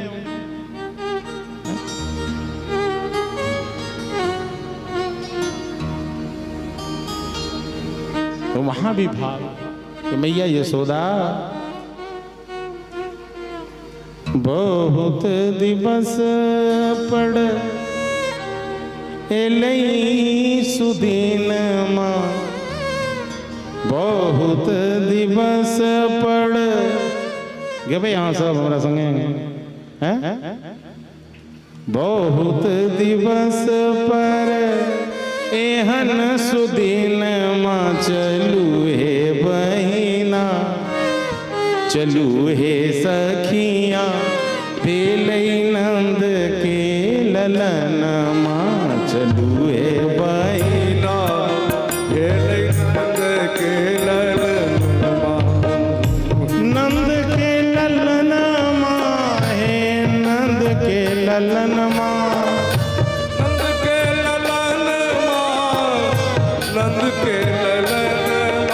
चलू हे जय हो, चलू हे बहिना, बेले नंद के ललन मां, हे बहिना, बेले नंद के ललन मां।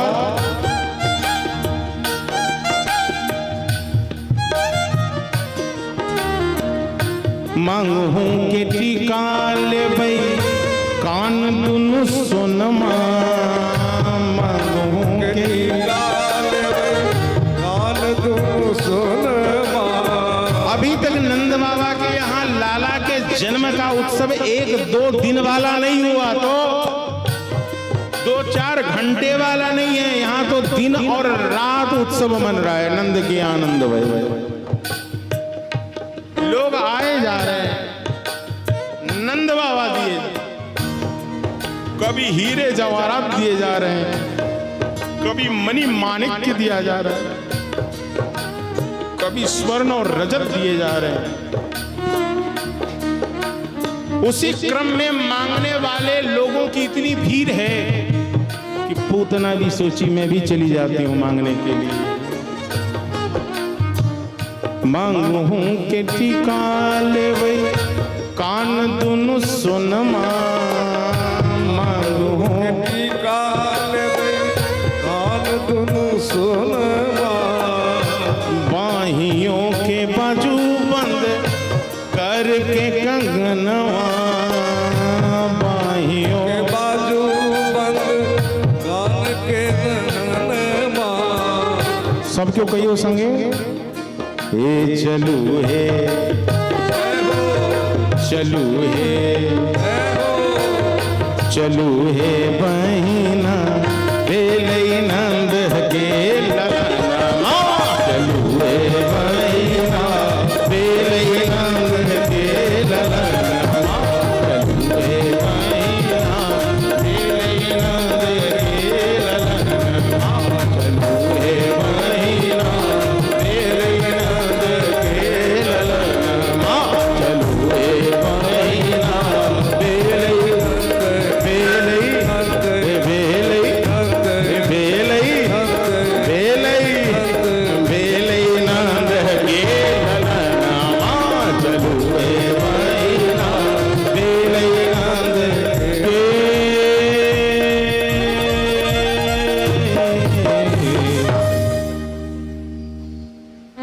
इसी बीच में वह पूतना भी आ गई। आई हुई सजी धजी पूतना को देखकर ब्रजवासी सब छोरा निहारने लगा। भैया रे देख देख देख, या तो अपनी यशोदा मैया की काऊ दूर की रिश्तेदार नहीं लगेगा।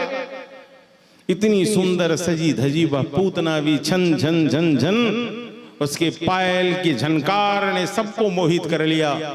कोई नहीं है गोकुल में जो उससे पूछे कि देवी आपका नाम क्या है।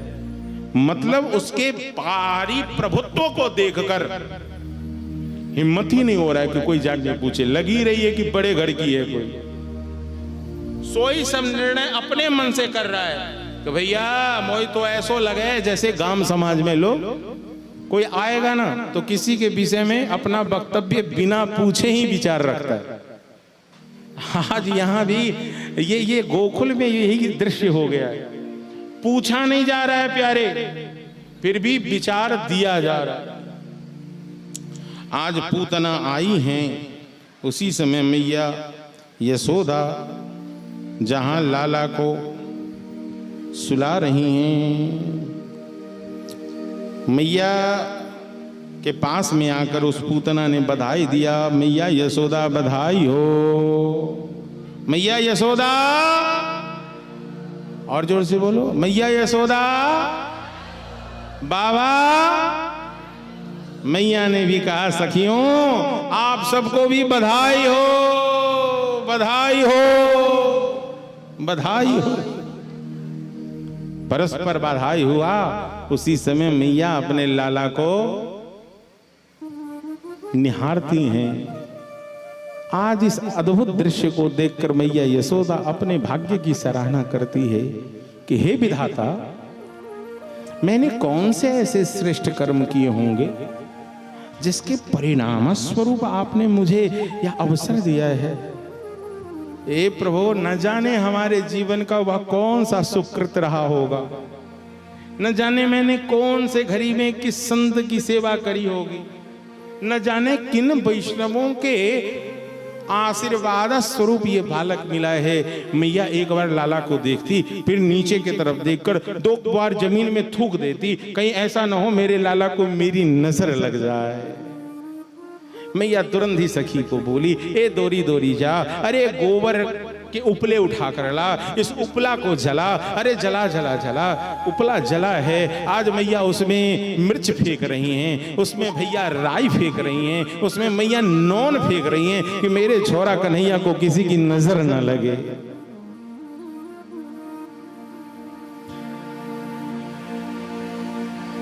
वह पूतना इसी प्रतीक्षा में है कि कब मैया अपने लाला को पलना में छोड़कर जरा घर के भीतर जाए। यह कैसी है? इसका देह स्त्री का है, लेकिन इसका विचार देखो कैसा है, जिसे देखकर संपूर्ण वातावरण आनंदित है। कोई ऐसा मलिन विचार वाला आ जाता है जो सर्वस्व को ही समाप्त करने के लिए अपने संपूर्ण ऊर्जा को लगा देता है। उसे मालूम नहीं है कि ये सर्वेश्वर हैं, सर्वेश्वर हैं, जगत नियंता जगदीश के उस उत्सव में कोई विघ्न कर ही कैसे सकता है। ये तो भगवान जगन्नाथ का जगन मंगल उत्सव मन रहा है। इस जगन मंगल उत्सव में कैसे कुछ अमंगल हो सकता है। मैया लाला को पलना में झुला रही हैं। पलना में ललना झुलावे यशोदा रानी, पलना में ललना, पलना में ललना झुलावे यशोदा रानी, पलना में ललना, पलना में ललना झुलावे यशोदा रानी, पलना में ललना, पलना में ललना झुलावे यशोदा रानी, पलना में ललना। मैया ने खूब दुग्ध पान कराया है अपने लाला को अभी अभी। पलना झुलावे मैया ललना सुलावे, पलना झुलावे मैया ललना सुलावे, पलना झुलावे मैया ललना सुलावे जी, ललना सुलावे, पलना झुलावे ललना सुलावे। निरखी श्याम मैया सूरत समावे, निरखी श्याम मैया भूली ना समावे, पलना में ललना झुलावे यशोदा पलना। उसी समय एक सखी बोली मैया अरे देखना कई सारी सखियां हैं मैया तो से मिलना चाहे, मैया चलेगी नहीं।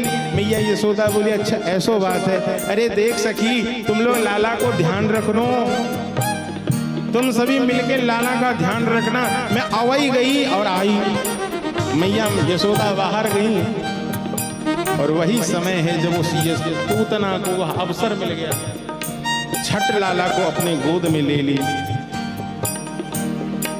जब पूतना ने कन्हैया को गोद में लिया, संतों ने भाव प्रकट किया कि गोविंद ने अपने नेत्र बंद किए। भाव आया कि भगवान के नेत्र में सूर्य और चंद्र का वास है। भगवान वृंदावन में मधुर लीला संपादन करने आए हैं, इसलिए सूर्य और चंद्र कहता है कि ऐसे संपादन लीला करने आए हुए प्रभु का तुम हत्या करने आई है। ये हत्यारी में तुम्हारा मुख दर्शन नहीं करूंगा। इसलिए गोविंद ने अपने नेत्र बंद कर लिए। अनेक भाव, कोई भावुक भक्त तो कहते कि श्री गोविंद ने इसलिए भी नेत्र बंद किया कि अपने परम लाडले महादेव का ध्यान किया। बाबा भोलेनाथ या विषभूष खाना आपके बस का काम है। जहर बाबा तुम खा लियो, तुम नीलकंठ हो, या जहर खाइबे की आदत महादेव आपको है। मैं तो या वृंदावन में दधी माखन मिश्री और दुग्ध खाइवे के ताय आयो हूँ, इसलिए माखन मिश्री तो मैं खाऊंगा, जहर बाबा आप खाओ, इसलिए अब पूतना के दुग्ध में पी लूंगा, जहर आप आकर पी लो। कितने भाव हैं। लेकिन जैसे ही उसने अपनी कंचुकी खोली, गोविंद ने अपना मुख लगाया, ऐसा लगाया मेरे श्री गुरुदेव कहते कि एक माँ का माँ होना तभी सार्थक है जब उसका बालक उसके स्तन में अपनी दंत बलियों को चुभो। और आज पहली बार उस पूतना ने यह अनुभव किया जब गोविंद ने अपनी दंत बलियां उसके स्तन में चुभो कर ये पूत ना को आज पूत वाला बना दिए गोविंद। जो निपूत थी आज ये पूत वाली बन गई। गोविंद ने कहा आ मौसी तू आज से मेरी माँ है। और जब गोविंद ने स्तन पीने लगे, ऐसे पिए कि एक बच्चे का अभ्यास होता है, जब माँ का स्तन एक पीता है तो दूसरे स्तन पे हाथ धर देता है कि ये भी मैं ही पान करूंगा, कोई दूसरा ना आ जाए कहीं। आज पूतना के संग भी गोविंद ने ऐसे ही किया है। पूतना तो सोची थी कि एक छटांग जहर चाटेगा, मैं पलना में धरूंगी और भाग जाऊंगी, लेकिन ये तो चुभुक कर दुग्ध पान कर रहा है। ए बालक मुझे छोड़, मां सा मुंच मुंचालमीति प्रभास। गोविंद बोले मौसी जी मेरा अभ्यास ऐसा है कि मुझे पकड़ना आता है, मैंने इस जीवन में छोड़ना नहीं सीखा। और जब मैं किसी को एक बार पकड़ लेता हूं फिर मैं उसे छोड़ता नहीं हूं। ये भगवान की भागवती वाणी है कि भगवान और गुरु जिसे एक बार पकड़ लेते हैं फिर जीवन में कभी नहीं छोड़ते, वह जीवन भर भटकता रहे वह जीव, लेकिन जिसके हाथ को उन्होंने थाम लिया। ये जीव कहता है कि छोड़, मेरे हाथ को छोड़ दो, मैं भागूंगा। जैसे छोटा बच्चा अपने बाप माँ को कहता है मैं नहीं पहुंचाऊंगा तुम्हारे साथ, मत पकड़ो मेरे हाथ को, छोड़ दो मुझे। ऐसे ही हम जीव भी कहते हैं भगवान मैं तुम्हें नहीं जानता, गुरु मैं तुम्हें नहीं जानता, लेकिन वो भगवान कहते हैं मैं तो तुम्हें जानता हूं ना, तू मेरा संतान है। तू जाएगा कहाँ, कहाँ जाओ, रूठ कर जाओगे, मत जाओ। जहां जाइएगा हमें पाइएगा, अजी रूठ कर अब कहाँ जाइएगा, रूठ कर कहाँ जाइएगा। ये मौसी कहाँ जाएगी, तुम मुझसे रूठ रही है, मुझसे नाराज हो रही है। ठाकुर जी बोले मैंने पकड़ लिया, मैं छोड़ने वाला नहीं हूं। अजी रूठ करे कहाँ जाइएगा, जहाँ जाइएगा हमें पाइएगा। मौसी जी मुझे छोड़कर इस पलना में कहाँ जाओगी, दूसरे की हत्या करने जाओगी। तुम्हें मालूम नहीं है सब में जगत निवास में ही हूँ, मैं ही जगत नियंता हूँ, मैं ही जगन्नाथ हूँ, मैं सब में निवास करता हूँ।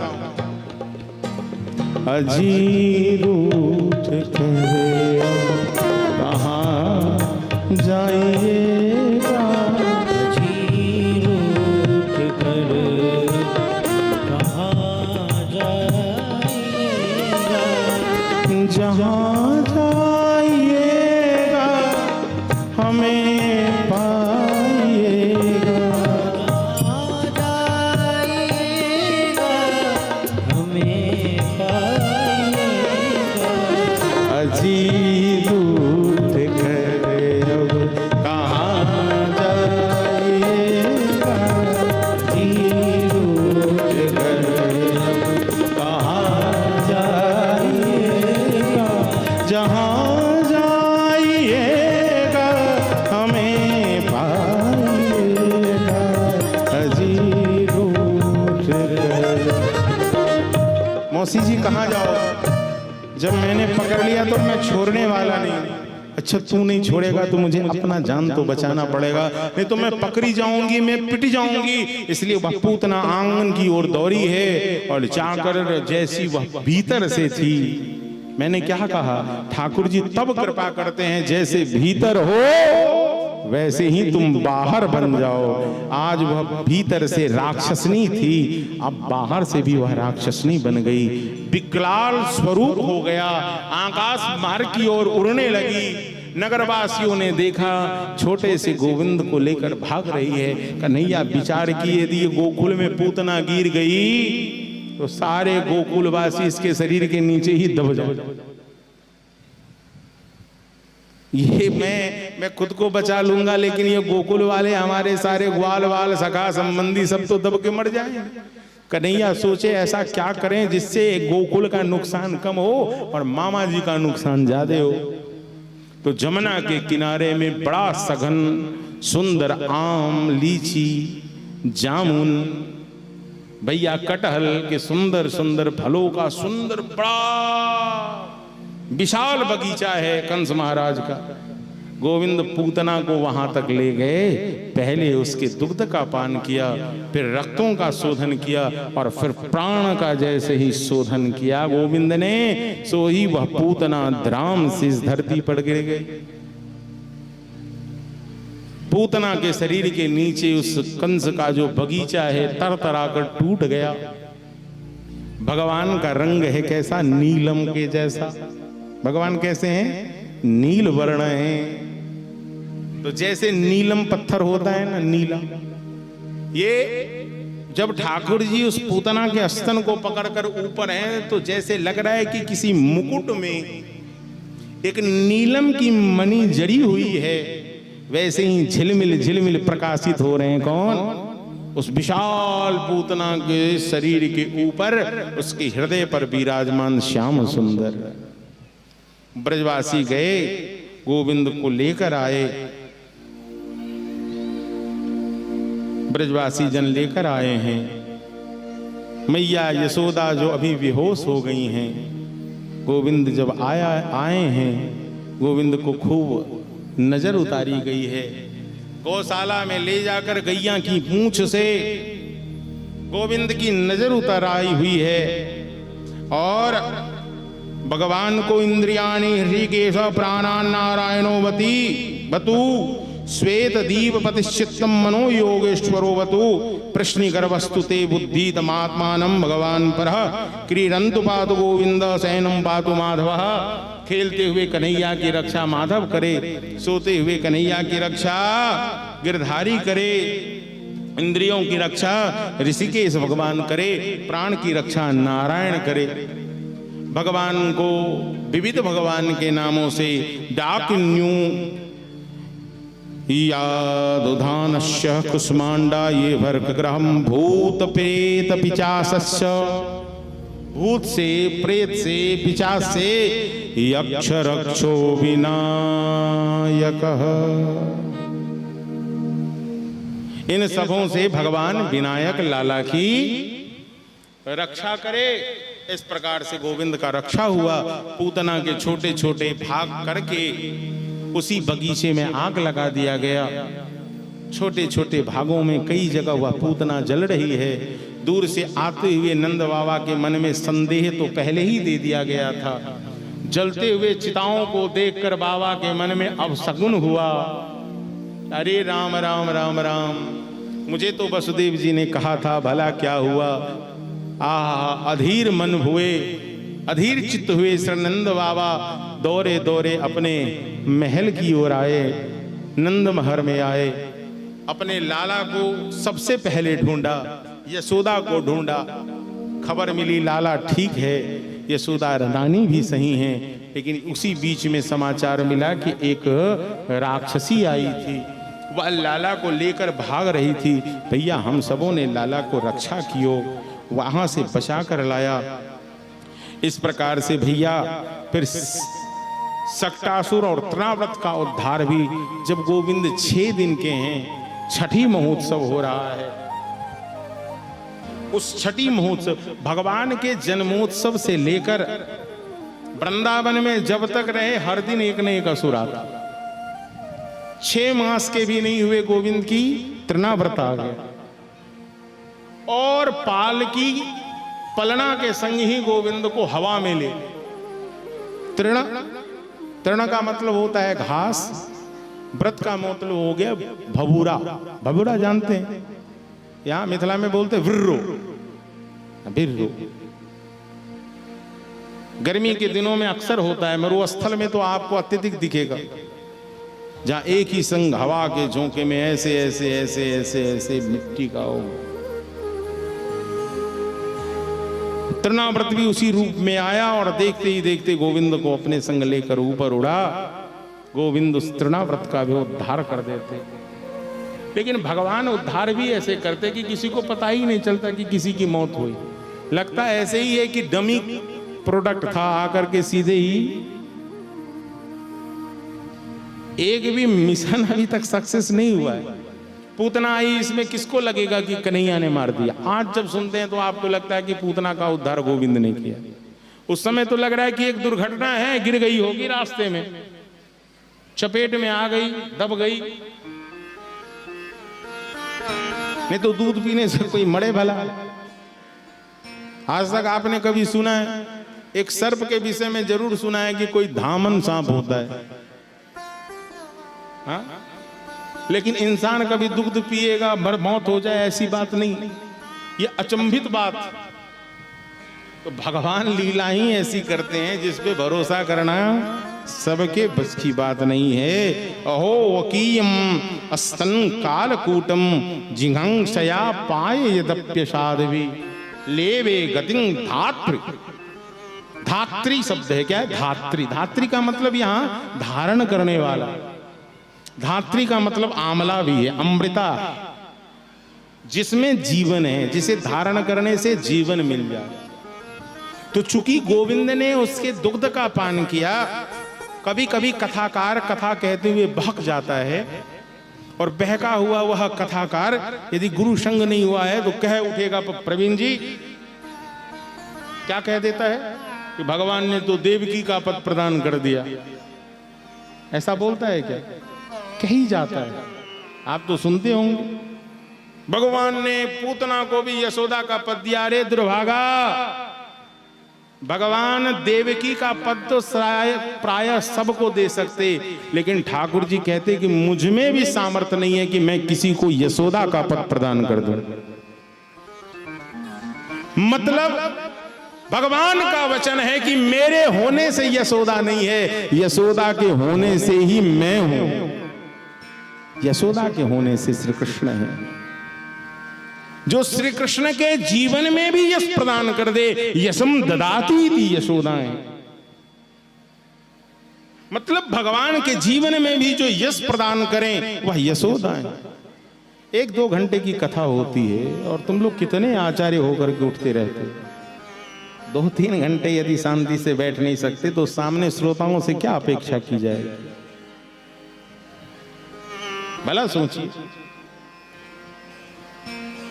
अति आवश्यक कार्य हो जाए, जरूरत हो तो 1 बार 2 बार 3 बार, ठीक है। तो अभी समय सीमा का ध्यान रखते हुए अच्छा लगता है।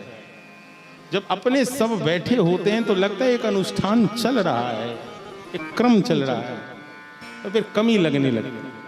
अस्तु, तो जिसने श्री कृष्ण के जीवन में भी यश प्रदान किया है उनका नाम है यशोदा। मतलब यशोदा के होने से श्री कृष्ण की महिमा बढ़ती है। इसलिए भगवान मातृपद दे सकते हैं, यशोदा का पद किसी को नहीं दे सकते, क्योंकि ये भगवान कहते हैं हमारे सामर्थ्य से बाहर का विषय है, ये अपने बस में नहीं है।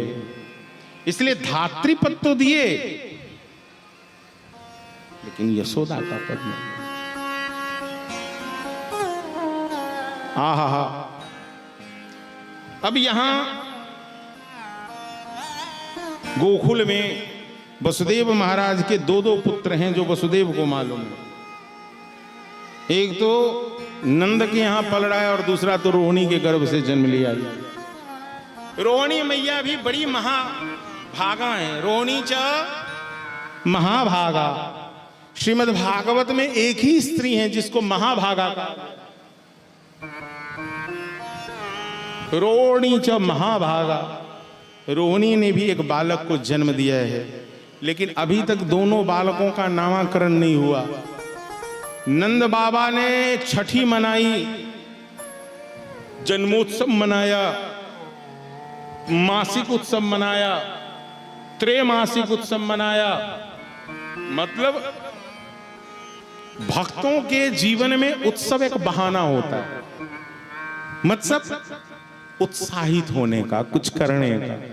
आज क्या है? बोले आज कृष्ण जन्मोत्सव है, आनंद हो रहा है, क्या करें? बोले संतों को प्रसादी कराओ, अरे खूब मधुर मिष्ठान बांटो।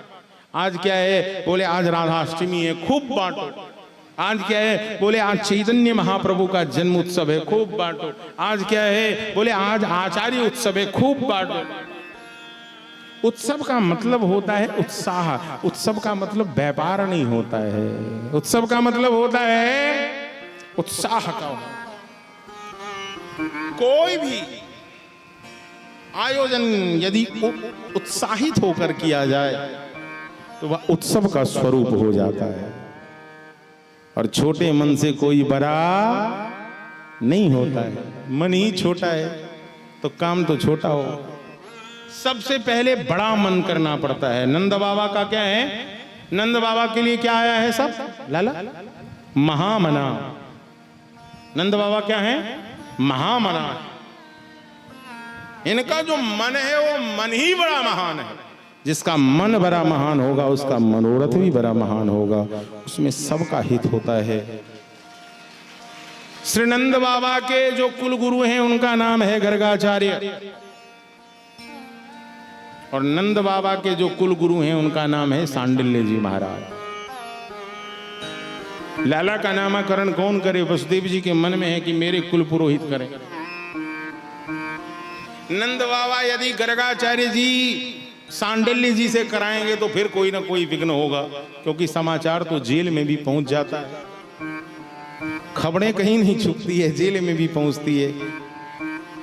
वसुदेव और देवकी कारागृह में हैं, लेकिन खबरें सब हैं। सांडिल्य जी आते हैं और दोनों लालाओं का नाम करते हैं। आसन्न वर्णनाश्रयो यस्य। सबसे पहले गर्ग उवाच कहते अयम ही रोहिणी पुत्रो रमयन सुहृदो गुणैः आख्यास्ते रामिति बलाधिक्वाद बलम विदोः। इसके अंदर बल की अधिकता है और इसका बल समाज का कल्याण करने वाला होगा, इसलिए इसका नाम बलभद्र होगा। ये सब में रमन करेगा, इसलिए इसका नाम बलराम होगा। और ये रोहिणी का पुत्र है, इसलिए इसका एक नाम रोहिणी होगा। और भैया ये अपने संबंधियों से ऐसा संबंध रखेगा कि मित्रों का मित्र और दुश्मनों का, शत्रुओं के लिए शत्रु होगा, मित्र के लिए मित्र होगा।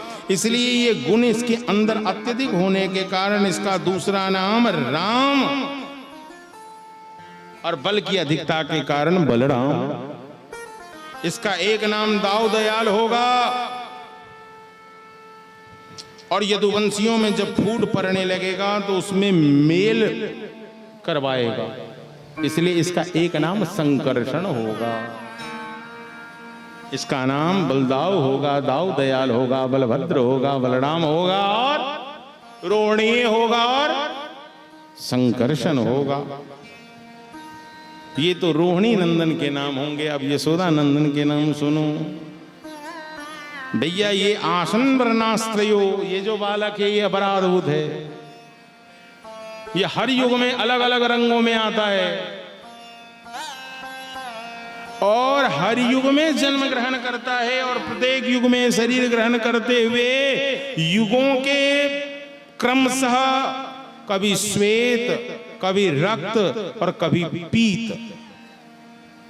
श्वेत, रक्त, और पीत वर्णों को स्वीकार किया है, लेकिन इस बार इसने विभिन्न रंगों को स्वीकार करता हुआ पहली बार इसने कृष्ण वर्ण स्वीकार किया है। कृष्ण वर्ण स्वीकार करने के लिए इसका नाम कृष्ण होगा।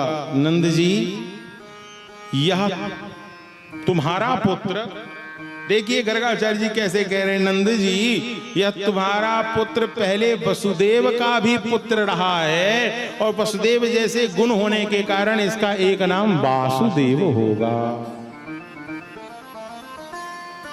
तुम्हारे पुत्र और भी बहुत नाम होंगे, मैं कितना नाम कहूं, ये अपने गुण के अनुरूप इसका नामकरण होगा और कर्म के अनुरूप भी इसका नाम होगा। बंसी बजाएगा तो मुरली वाला कहाएगा, गैया चराएगा तो गोपाल कहाएगा, कभी मनोहर इसका नाम होगा, कभी ब्रजधर नाम होगा, कभी हलधर नाम होगा, कभी गिरधर नाम होगा। मतलब अपने गुणों के अनुरूप और कर्मों के अनुरूप ही इसके सारे नाम होंगे। लेकिन जगत में जितने नाम हैं,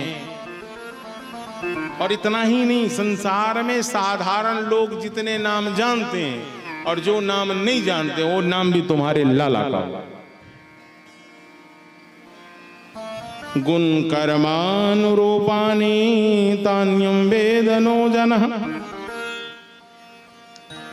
इसलिए अलग अलग नाम होंगे, लेकिन सबसे बड़ी बात आज गर्गाचार्य जी नंद बाबा से कहते, और नंद बाबा को ये बात तब याद आएगा जब नंद बाबा को वरुण लोक से गोविंद छुरा कर लाते हैं। जो बात आज गर्गाचार्य जी इनसे कहते, क्या कहते, ययेतिस्मिन् महाभागा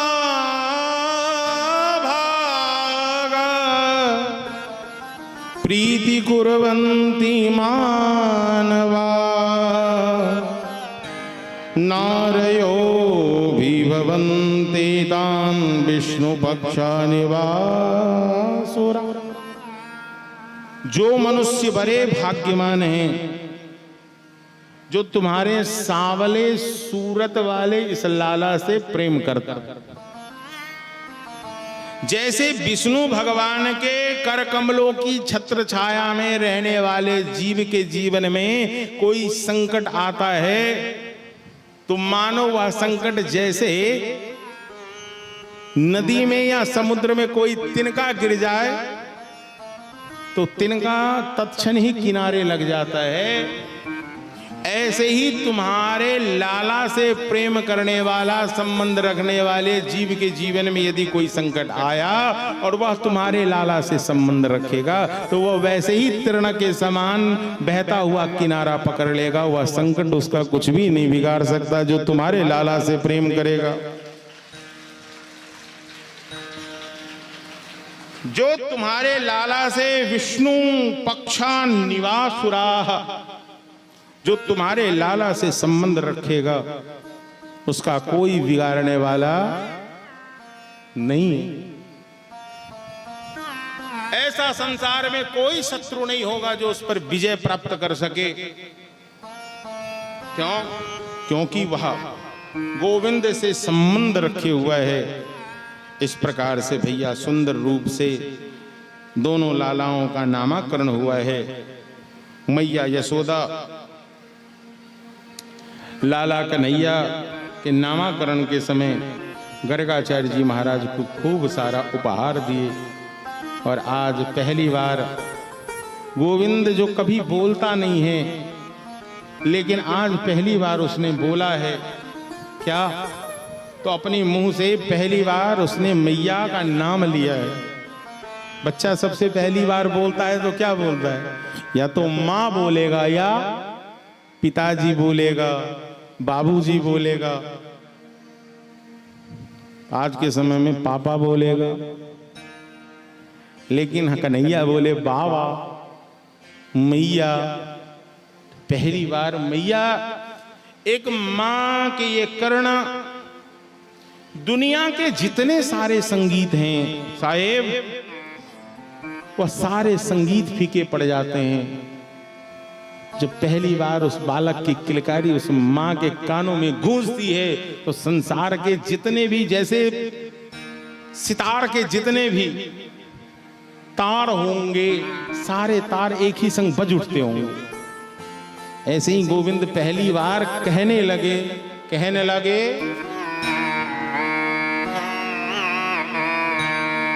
ओ कहने लगे मोहन मैया मैया, कहने लगे मोहन मैया मैया,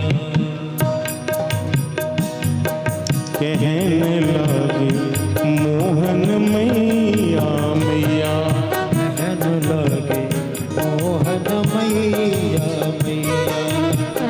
पितानंद सो बाबा बाबा, आनंद सो बाबा बाबा, पितानंद सो बाबा बाबा, पितानंद सो बाबा बाबा, और हलधर सो भैया,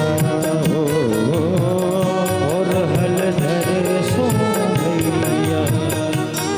कहने लगे मोहन मैया मैया, कहने लगे मोहन मैया मैया।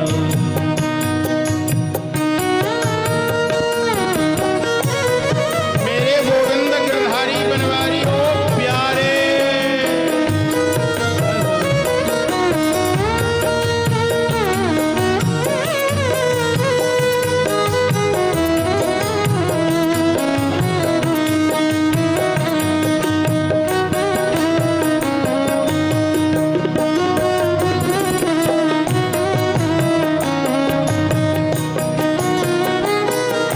सूरदास जी कहते कि मैया इतनी आनंद हो जाती कि ऊंची अटारियों पे दौड़ी दौड़ी यशोदा चली जाती और कहती लाला ओ छोड़ा कन्हैया, जरा और जोर से मेरी नाम ले तो, मेरा नाम क्या है?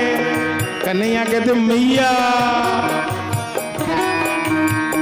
ऊंचे चढ़ी चढ़ी कहत जसोदा, ऊंचे चढ़ी चढ़ी कहत यशोदा, ले लेना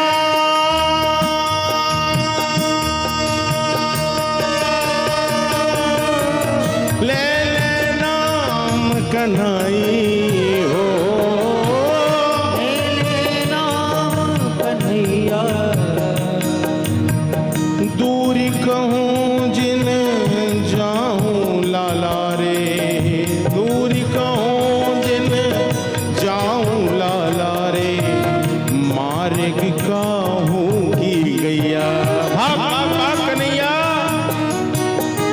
अब कन्हैया धीरे धीरे बड़ा हो गया, भैया की उंगली पकड़ कर चलने लगा है, उद्यमी हो गया। मैया कहती इधर उधर मत जा लाला, देख रहा है कितनी सारी गैया है। गैया ने यदि मार दिया ना लाला, चोट जोड़ की लगेगी, भाग वहां से। दूर कहीं जिनी जाऊं लाला रे, मेरे बेटा कन्हैया मुझको छोड़ के मत कहीं जाया कर, मेरे पास मेरे। मारेगी काहू की गैया, मार्ग काहू की गैया। गोपी ग्वाल करत कुतूहल, गोपी ग्वाल सब करत कुतूहल, गोपीवाल सब करत कौतूहल। सबके लिए उत्सव है। जहां भी लाला जाता है सब दौड़ कर आता है और घर घर लेत बलैया हो, घर घर लेत बलैया, हो घर घर लेत बलैया। कहने लगे मोहन मैया मैया, कहने लगे मोहन मैया मैया। कहने लगे मोहन मैया मैया।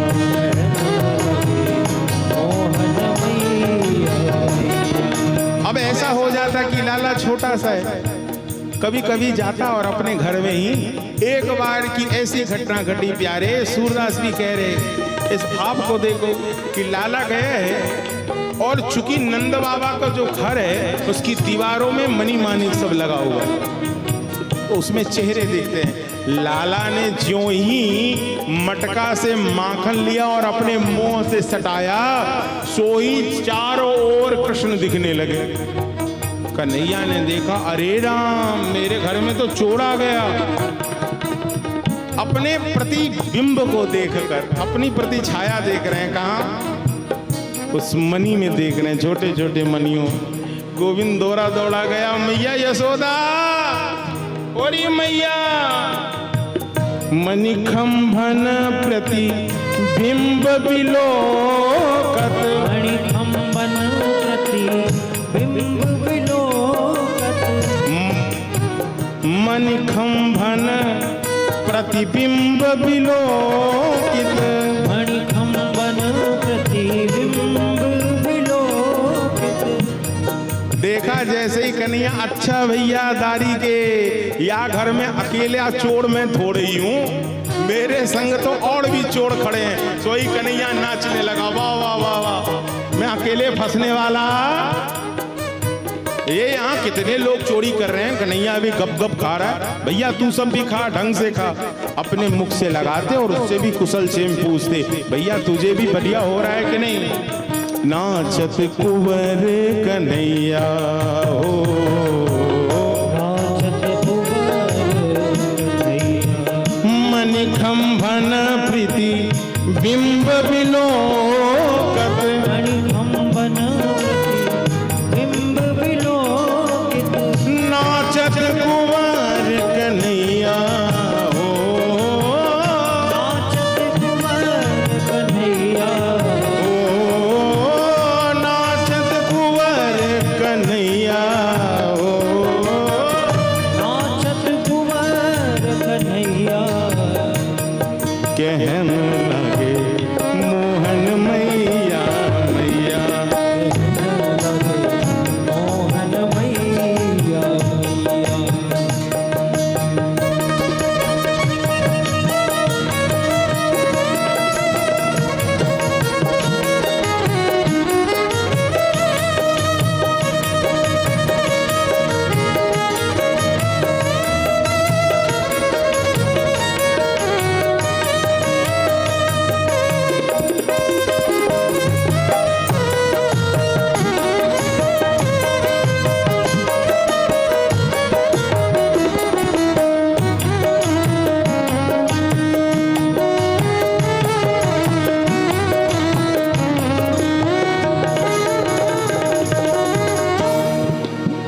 उस प्रतिबिंब में दिखता हुआ जब मैया यशोदा आती है, नंद जी आते तो लाला दिखाते, मैया देख, मैं एक चीज बताऊं, अपने घर में रोज चोरी होती है मैया, तुमको मालूम? मैया बोली, अच्छा कहाँ चोरी होती है लाला बता? तो कन्हैया आज ले गए और मैया को दिखा रहे हैं, मैया देख सामने, हमारे सामने देख चोर खड़ा है। मैया तो लाला के प्रतिबिंब को ही देख रही है और मैया मुस्कुरा रही है, मेरा झोड़ा कितना बोला है। नंद यशोदा जी की उड़ते हैं छवि, नंद यशोदा अनतना जैया। जो दृश्य श्री नंद यशोदा ने देखा है, लाला कितने भोले, इससे भोलापन क्या हो सकता है बताओ ना? सूरदास प्रभु तुमरे दरस को, सूरदास प्रभु तुमरे दरस को, चरणन की बल गैया हो, चरणन की बल जैया हो चरणन की बल गैया। कहने लगे मोहन मैया मैया, मोहन मैया मैया।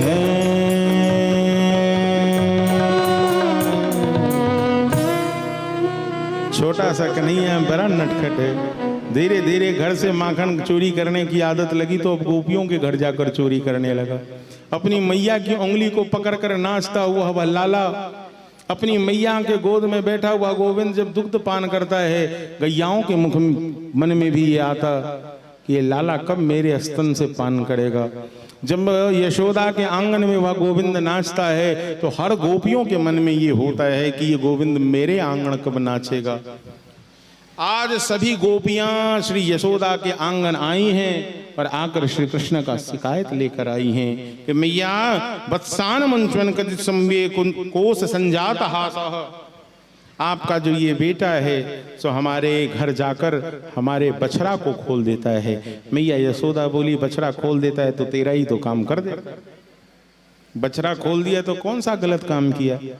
सखी बोली मैया तू बूढ़ा मान जाएगी, मैं बताऊं सच्ची बात, तेरे छोड़ा को जो मालूम होता है कि अब मैं दूध दूहने वाली हूँ उससे 10 मिनट पहले बछड़ा खोल देता है, और जब मैं गौशाला जाती हूँ मुझे तो एक छटांग भी दूध प्राप्त। भैया बोली अच्छा, और अस्तियं स्वाददपदं दधिपयः कल्पितेऽस्ति योगः मर्कान् भोक्षन् विभजति सचेते नामान्ति भण्डं विनन्ति। मेरे घर में जाकर मैया माखन की चोरी करता है। मैया यशोदा बोली है सखी कैसी है रे, दिल की बड़ी छोटी है। अरे मेरा छोटा सा कन्हैया कितना माखन खा गया होगा, मेरे घर में माखन की कमी है क्या, कितना माखन खा गया होगा। अरे ले जा 2 4 10 मटके ले जा। गोपियां बोली यशोदा मैया इसीलिए तुमसे कुछ नहीं कहती हूं, तू बड़ी भोली है और बुरा मान जाती है। तेरा कन्हैया अकेले ही नहीं खाता है, और माखन खाया इसका दुख नहीं है मुझे, दधी खाया इसका भी दुख नहीं है। सबसे बड़ी बात है दूध दधी माखन खाकर उस भांड को ये तोड़ देता है। इतना नहीं, अपने संग बंदरों की टोली लेकर जाता है, सखाओं की टोली लेकर जाता है। मैया क्या क्या शिकायत कहूं तेरी लाला की, बंधुओं समय कम है और गोवर्धन तक के प्रसंग खींचना है, इसलिए मैं अब सूत्र रूप का सहारा लूंगा। एक पद से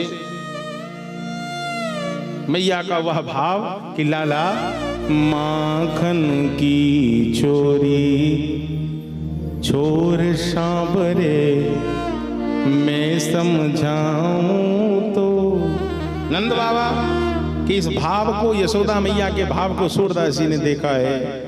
अरे 9 लख गई तेरे नंद बाबा को, नित नयो माखन हो, ए नित नयो माखन हो रे कनुआ, नित नयो माखन हो रे लाला, नित नयो माखन हो तो। अरे माखन की चोरी छोड़ सांबरे। कन्हैया बोलते मैया तो को पता हो मैं काऊ के घर ना ही जाता हूँ, ना तो जाके मैं काऊ के घर में माखन की चोरी करता हूँ। ये गोपी सब षड्यंत्र करती है मैया, ये बहुत बड़ा षड्यंत्र है। ये सब मेरे मुख के ऊपर में माखन मल देती है और पूरे दुनिया में मुझे बदनाम करती है। ए भाभी जी मैं भी जानता हूँ भला तू कैसी भली है। कन्हैया लड़ने लगते, झगड़ने लगते, यही तो विनोद है, यही तो ब्रज का प्रेम है। आहा लाला वो क्या है, हरी मैया हरी मैया कन्हैया की। एक पद में आप सब भाव समझ लेना।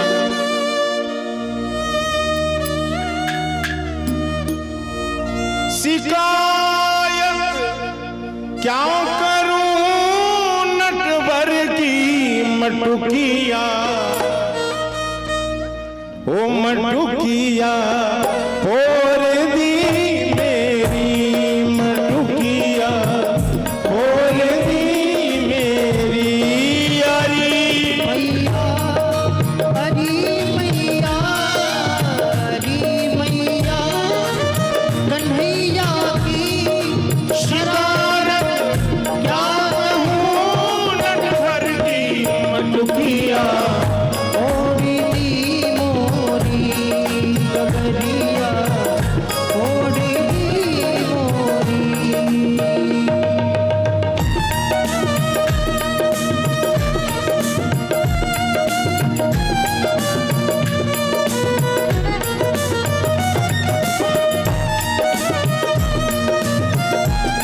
माखन चोर भगवान की।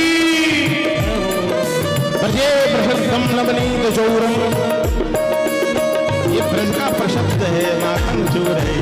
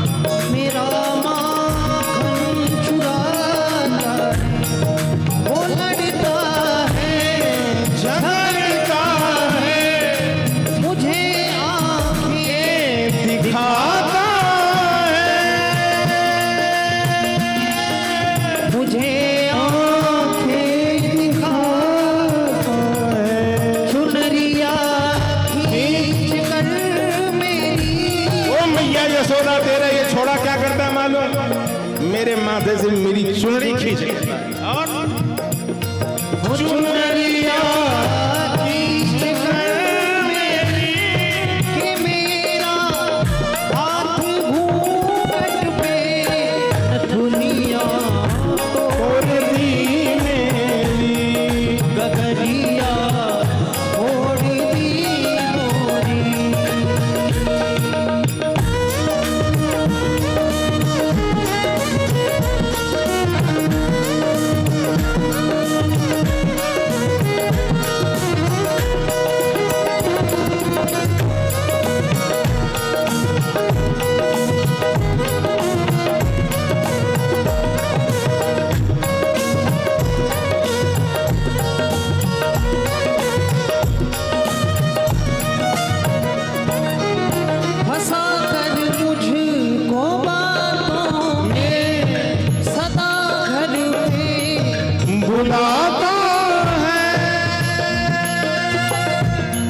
सदा घर पे ये कन्हैया का कहना है, मैया मैं जाता नहीं हूँ, ये सब मुझे बुला लेती है अपने घर। और मैया तो को मैं एक बात बताऊं मैया, इस सब का बड़ा षड्यंत्र है मैया, तो को पता हो मेरे मुख से माखन लाकर चोर नाम मेरो धरियो मेरो हो न देगी ब्याह। ये नहीं चाहती है कि तेरे छोड़ा की शादी हो और तेरे घर बहू आए, इसलिए तुम्हारे बेटा को समाज में बदनाम कर रही है चोर चोर कहकर मैया, और कोई बात नहीं है। फंसा कर मुझको बातों में, सदा घर पे बुलाती है, सदा घर पे बुलाती है। अगर इनकार करूं मैया, उलहना लेके आती है, उलहना लेके आती है। ये झूठी है जमाने की, ये झूठी है जमाने की। ये सारी गोपियां झूठ बोल रही है मैया, मिथ्या बोल रही है। मैं झूठ नहीं बोल रहा मैया। मैया ओ मैया मोरी, पंक्ति नहीं है भजन की, मैया मोरी मैं नहीं माखन खायो, मैंने माखन नहीं खाया मैया। ये सब झूठ बोल रही है, मिथ्या बोल रही है, ये झूठी है जमाने की, ये झूठी है जमाने की। मिली थी कल मुझे पनघट पे बसुरिया, तो तोड़ दी मेरी। बसुरिया कन्हैया है, गोपियां आई थी शिकायत करने के लिए कि ये मेरा मटकी तोड़ देता है। कन्हैया कह रहे मैया तू बता, मैंने इसकी मटकी तोड़ी? मैंने मटकी तो नहीं तोड़ी, लेकिन ये देख इसने मेरी बंसी तोड़ दी। मैया नाराज हो गई, गोपी ये अच्छी बात नहीं है, भला तू सब तो बड़ी है, लाला छोटा है, तूने इसकी बंसी क्यों तोड़ी? हरी मैया कन्हैया की, हरी मैया कन्हैया की, शरारत क्या कहूँ नटखट की, पटुलिया और दी मोरी, मटुकिया और दी मोरी, मटुकिया तोड़ दी मोरी, मटुकिया तोड़ दी मोरी, मटुकिया तोड़ दी मोरी, मटुकिया तोड़ दी मोरी, मटुकिया।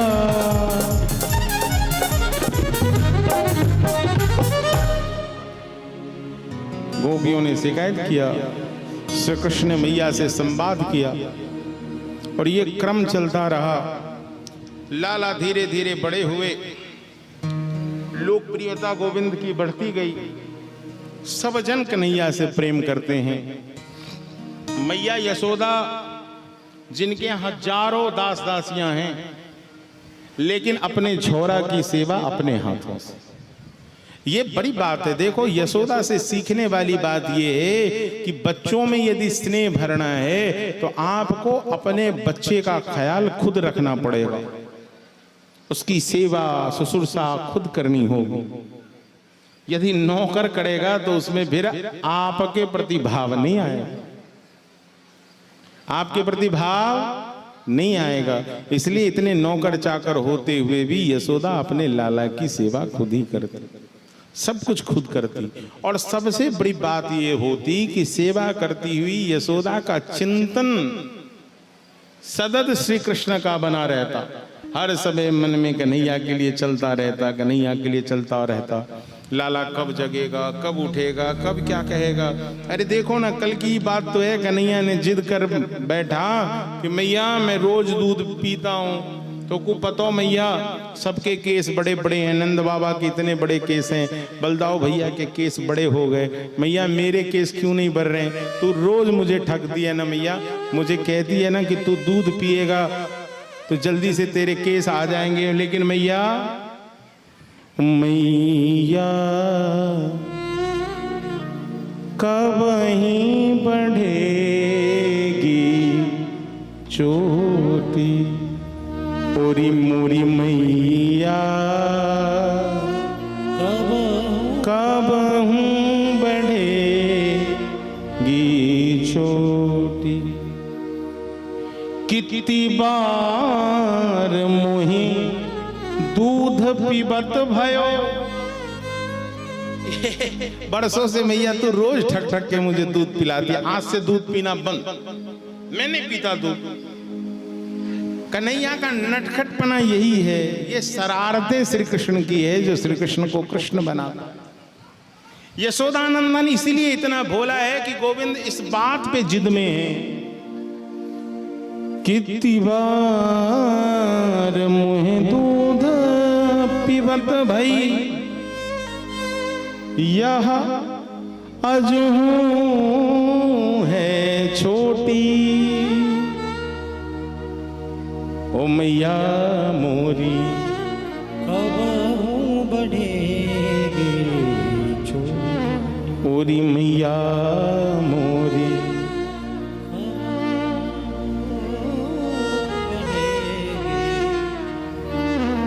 तू तो कहती बल की बेनी,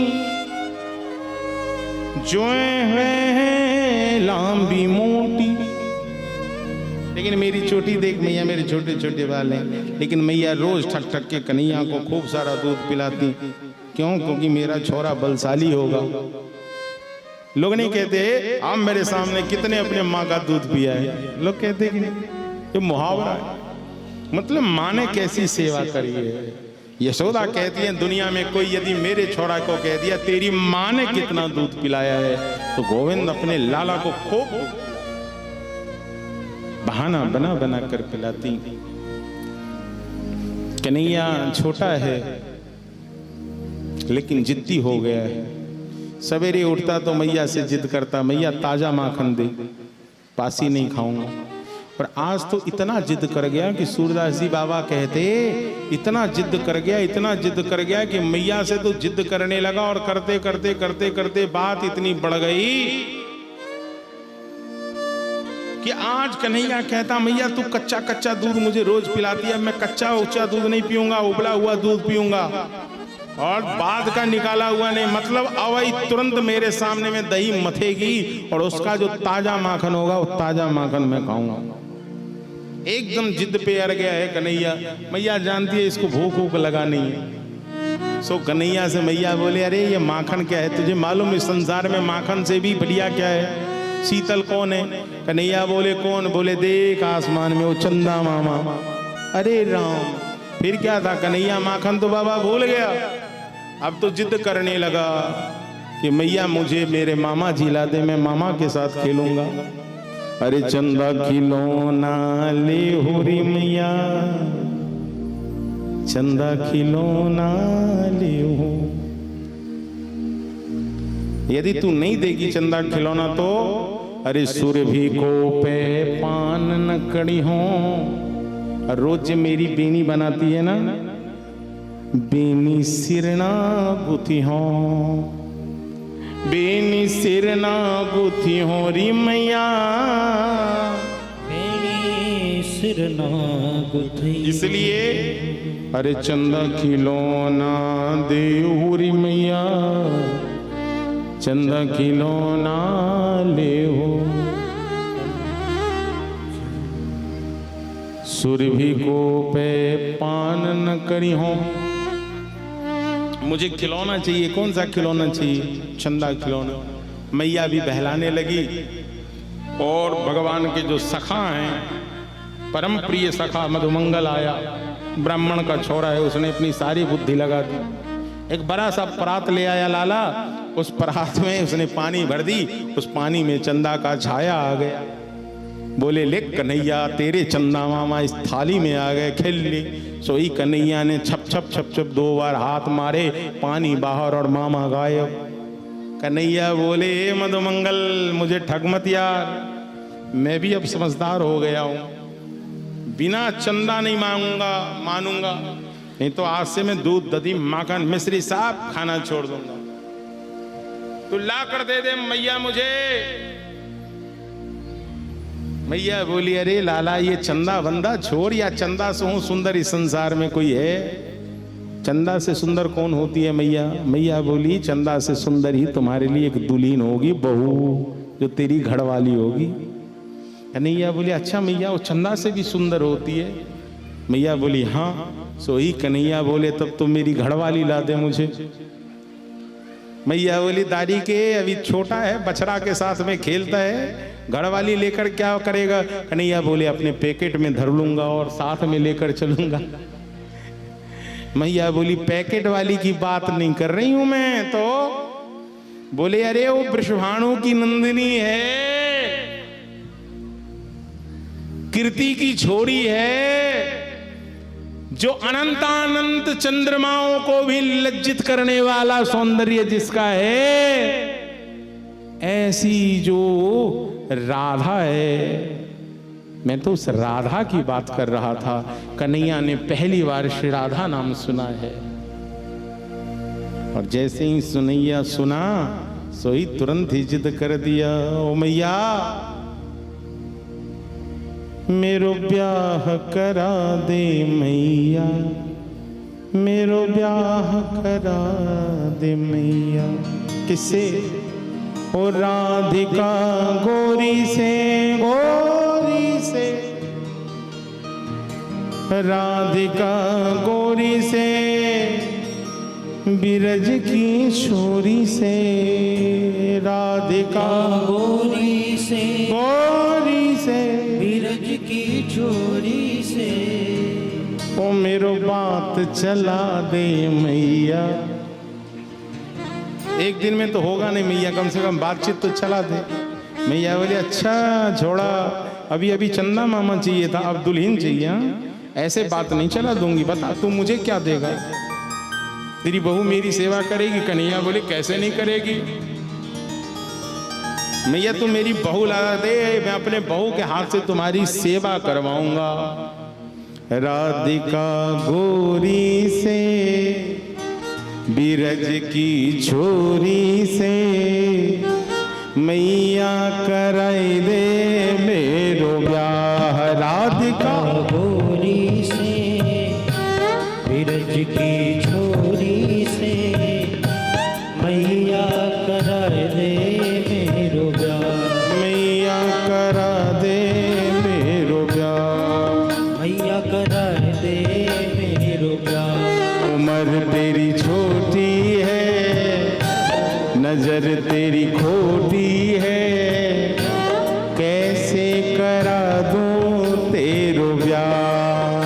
तेरी छोटी मैया यशोदा कह रही है, नजर तेरी खोटी है, कैसे करा दूं तेरो ब्याह। अच्छा मैया ऐसो बात नहीं कराएगी, बात बिगड़ जाएगी मैया, फिर बात पंचायत तक चली जाएगी यदि नहीं करवाएगी तो।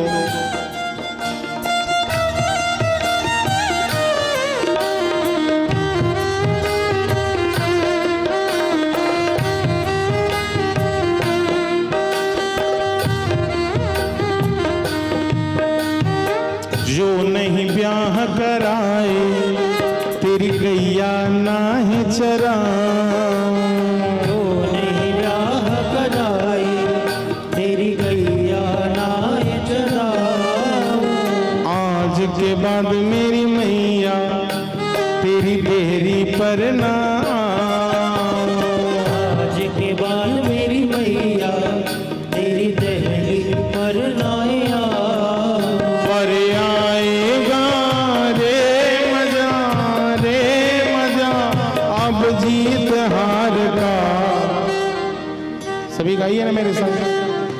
राधिका छोरी मैया कराए दे मेरो ब्याह। छोटी सी दुल्हनिया जब अंगना में डोलेगी। छोटी सी दुल्हनिया जब अंगना में डोलेगी। तेरे सामने मैया घुंघटाओ ना खोलेगी। तेरे सामने मैया घूंघटा ना वो खोलेगी। पर्दाओं से जा कहो बैठेंगे द्वार पे। राधिका गोरी से बिरज की गोरी से मैया कराई दे मेरो ब्याह।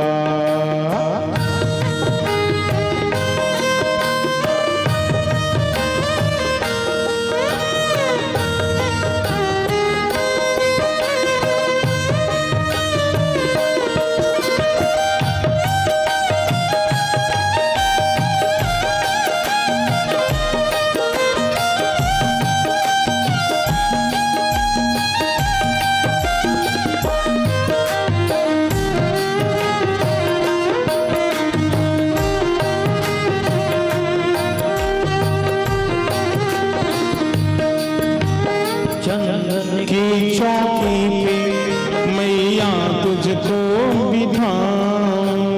चंदन की चौकी पे मैया तुझको बैठा। अपनी प्यारी राधा से चरण तेरे दबवाऊं। अपनी प्यारी राधा से मैं चरण तेरे दबवा। अरे भोजन में बनवाऊंगा 56 प्रकार से। राधिका गोरी से बिरज की छोरी से मैया कराए दे मेरो ब्याह। मैया करा दे मेरो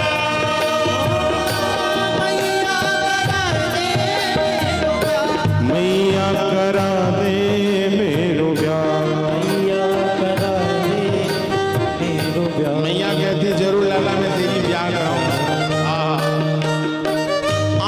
से भरकर मैया यशोदा अपने लाला को गोद में ले लेती और लेकर अपने स्तन पान कराने लगती।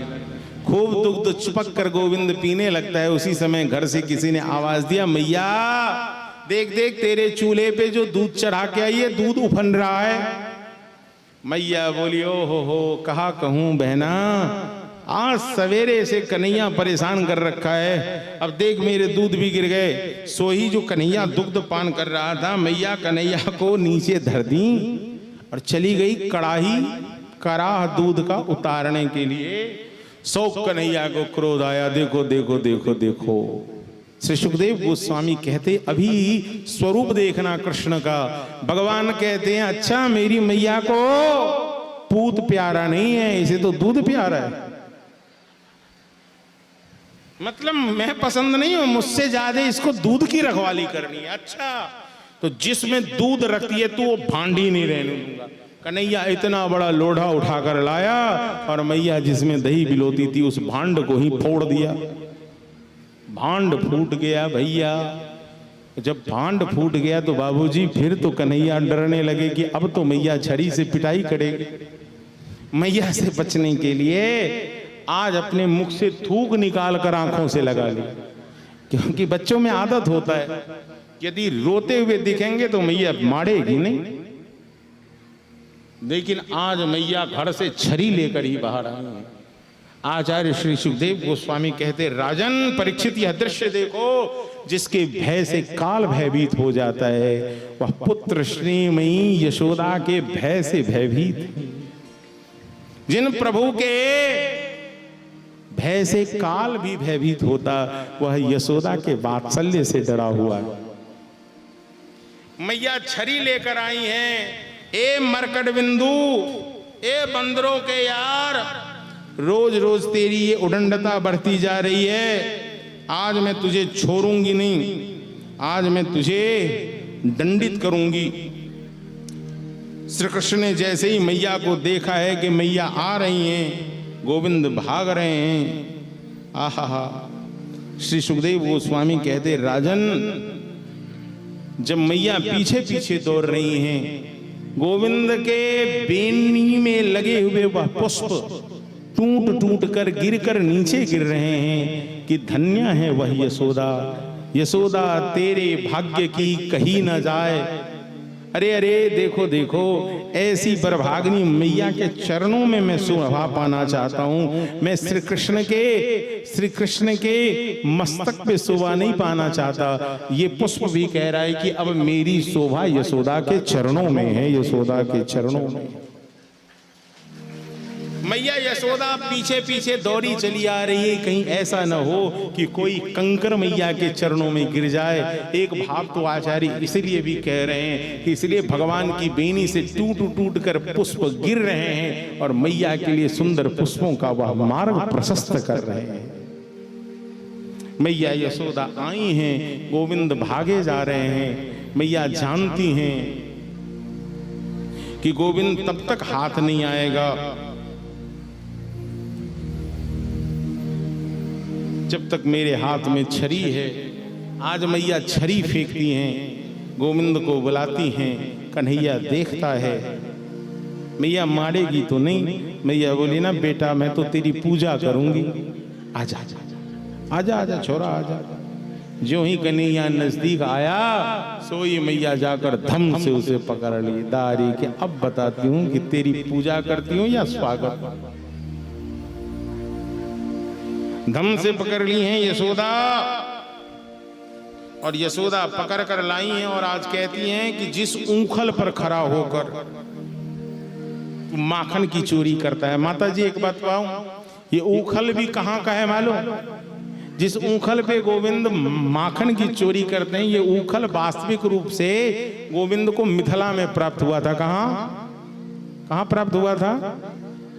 हाँ, जब यहां आए और पहली बार सखियों ने पकड़कर गोविंद श्री राम से बोला कि चीत चोर बाज बनोलेन है, तो पद में भाव क्या आया?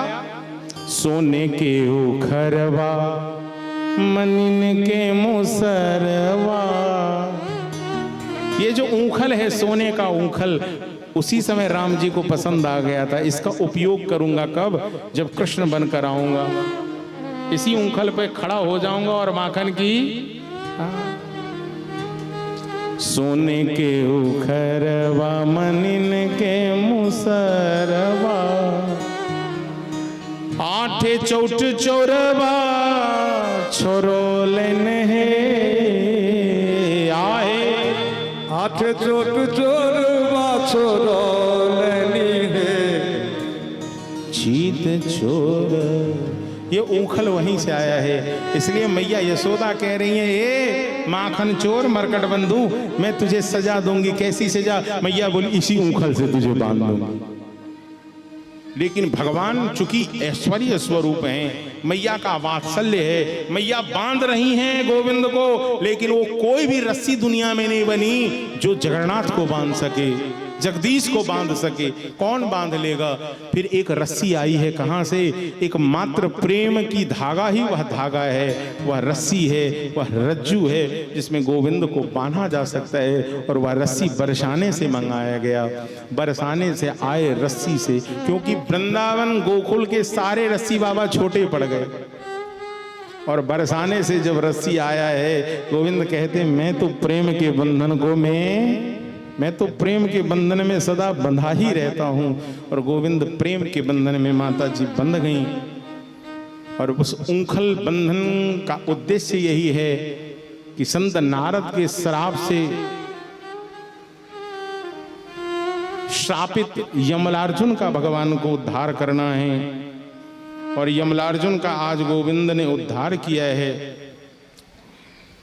जो दोनों नल नील भैया हैं, जो अर्जुन के वृक्ष के रूप में बन गए थे, गोविंद ने स्पर्श पाया, जर से चैतन्यता प्राप्त हो गई। भगवान ने यमलार्जुन को आशीर्वाद दिया। यमलार्जुन का भाव देखो कि ये कहता है कि ठाकुर मुझे कुछ नहीं चाहिए तो मेरी वाणी सतत आपका गुण गाए। मेरी वाणी हरि गुण गाए, मेरी वाणी हरि गुण गाए।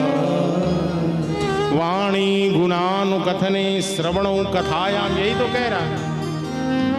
मेरी वाणी हरि गुण गाए और मेरे कान क्या करें?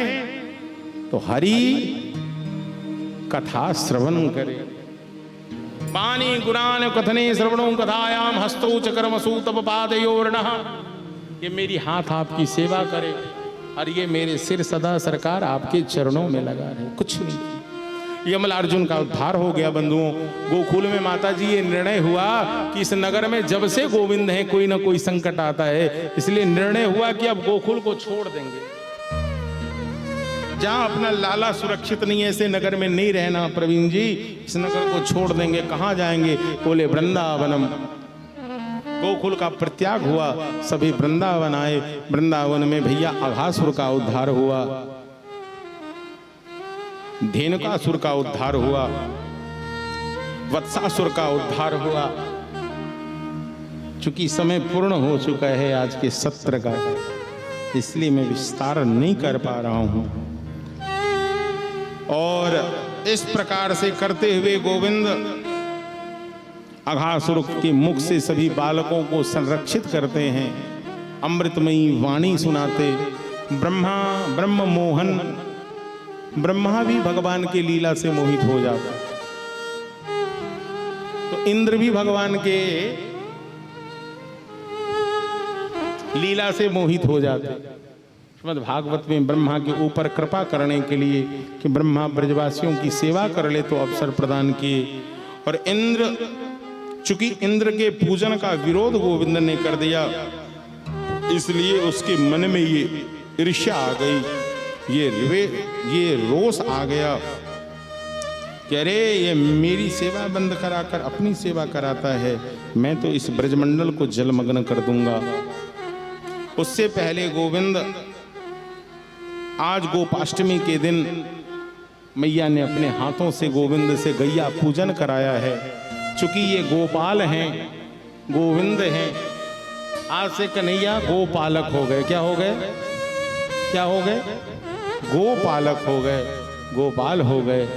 वन से गैया चराते हुए गोविंद आए हैं। और आज रात्रि में गोविंद विचार करते हैं कि जमुना का जल जो दूषित हो गया है, इस जल को शुद्ध करना है।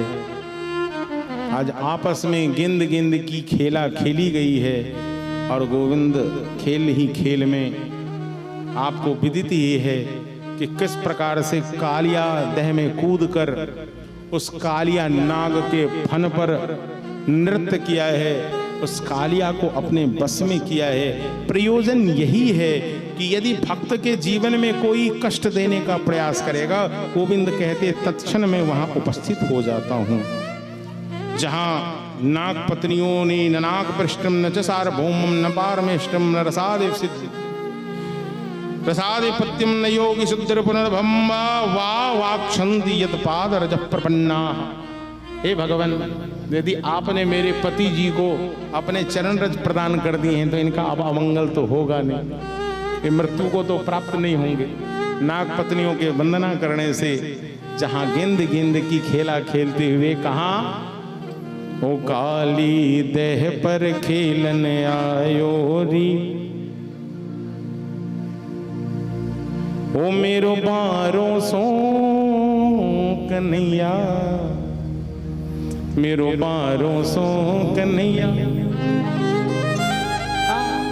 ठाकुर जी छोटी छोटी लीलाएं एकदम छोटी सी लगती है, लेकिन उसके भीतर बड़ा रहस्य होता है। इधर कालिया नाग से इधर बचाए हैं ब्रजवासियों को, और उधर वृंदावन में आग लग गई है। एक तरफ भगवान दावा नल की अग्नि का पान कर रहे हैं और दूसरी तरफ कालिया नाग से सब गोप और गो बालकों को बचाते हैं। फिर श्रीमद् भागवत में वर्षा और शरद ऋतु की चर्चा है। यही वर्षा ऋतु है। चतुर्मास्य सावन आया, भादो आया, आश्विन आया और कार्तिक ये वर्षा ऋतु आया है, जहाँ गोपियाँ श्री कृष्ण के वेणु को सुनती हैं। वेणु को सुनकर ये गोपिकाएं अतिशय विह्वला हो जाती हैं। बरहा पीनम नटवर वपो कर्णयो कर्णिकारम वृद्धर्वासः कनक कपि संवैजयन्तीं च मालाम् रन्ध्राणवेणो अधर सुदया पूर्णयन् गोपवृन्दै वृंदारण्यम स्वपदरमणं प्राविशद्गीतकृति। भगवान बरहापीडम है, नटवर है। नटवर का मतलब होता है नाचने वाले में जो श्रेष्ठ है। दो ही संसार में नर्तक हैं, एक तो नटराज हैं जिनका नाम महादेव है, उनका नाम क्या है? नटराज। और उनसे बड़े हैं नटवर, नटवर बपुधारी, जो तीनों लोक को विजय प्राप्त करने वाले हैं। ऐसी बंसी बजाते जहां गोपियों को कहना पड़ता है अक्षबंदम फलमिदम न परम विदामम सख्यम पशुनुनम। आपकी ये बंसी मैं सुनती हूँ, बड़ी प्यारी लगती है, प्यारे मन को मोह लेती है। सूखी सूखी लकड़ियाँ भी हरी हो जाती है। इसलिए ये प्यारे हर समय बंसी बजाइए, एक वक्त को छोड़ दिया कीजिए। कब छोड़ दूं? गोपियाँ कहती हैं जब मैं पाकशाला में होती हूँ और रंधन क्रिया कर रही होती हूँ, रसोई बनाती हूँ, उस समय बंसी न बजाओ। गोविंद बोले क्यों? मैं बंसी क्यों ना बजाऊं? मेरी बंसी सुनेगी तो और सुंदर तुम्हारा जो भी रसोई बनाएगी, रंधन करेगी, अच्छा होगा। गोपी बोली अच्छा तो होगा तब जब बनेगा, क्योंकि जब आप बंसी बजाते हो तो मैं बेसुध हो जाती हूँ।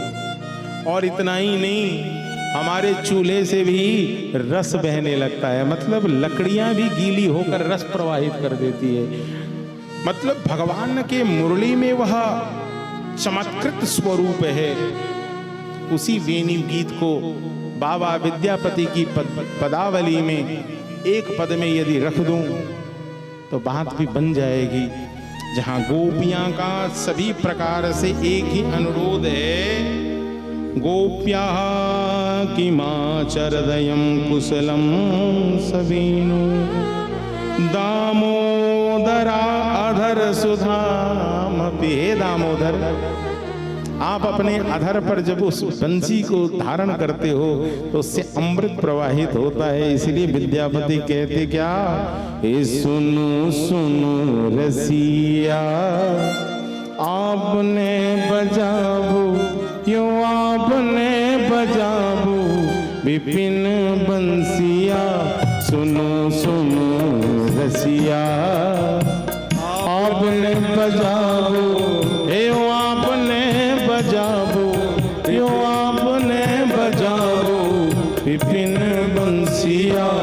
सुनो सुनो रसिया आपने बजाओ, हे आपने बजाबो विपिन बंसिया। सुनो सुनो रसिया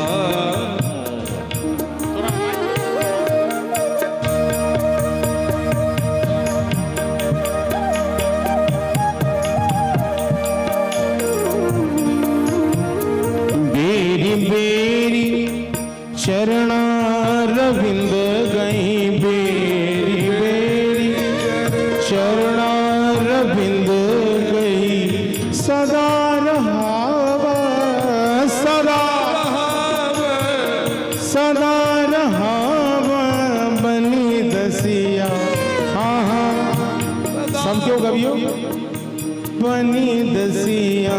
सुनो सुनो रसिया आपने बजाओ, आपने बजाओ विपिन बंसिया। सुनो सुनो रसिया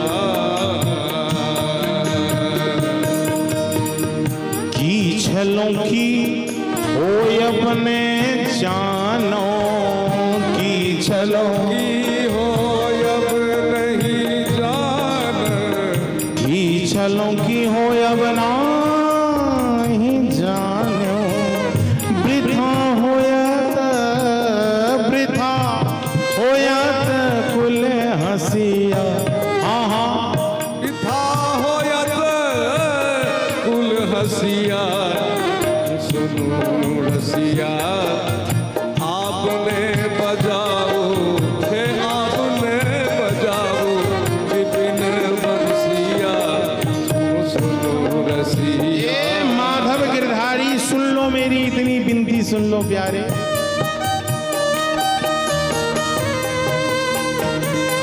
तुम्हारी इस बंसी ने मेरी दुर्दशा कर रखी है।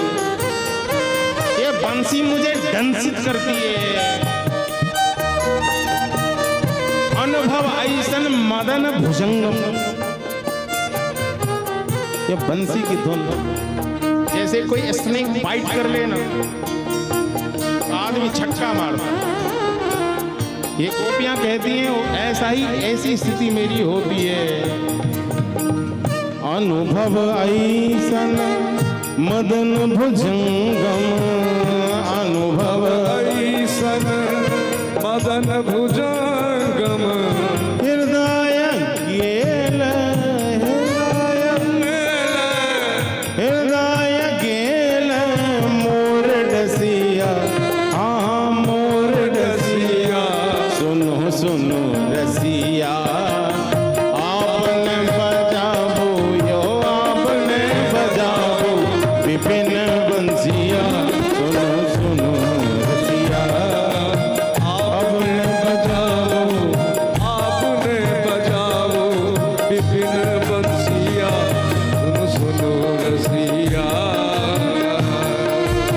हे गोविंद, आप जितना भी कर लो, या तो आप इस बंसी का निनाद करो, मुझे आपकी ये बंसी से कोई दिक्कत नहीं है प्यारे। आप भला क्या सुंदर बंसी बजाते हो। मैं वचन देती हूँ मेरे जीवन में कुछ भी हो जाए, लेकिन मैं आपके चरणों का त्याग करने वाली नहीं हूँ। तो मैं तो चरण दासिका हूँ ना, मैं तुम्हारी हूँ और तुम हमारे हो। नंद नंदन हम चरणन त्यागब नंदन हम चरण त्यागब। पर जग होय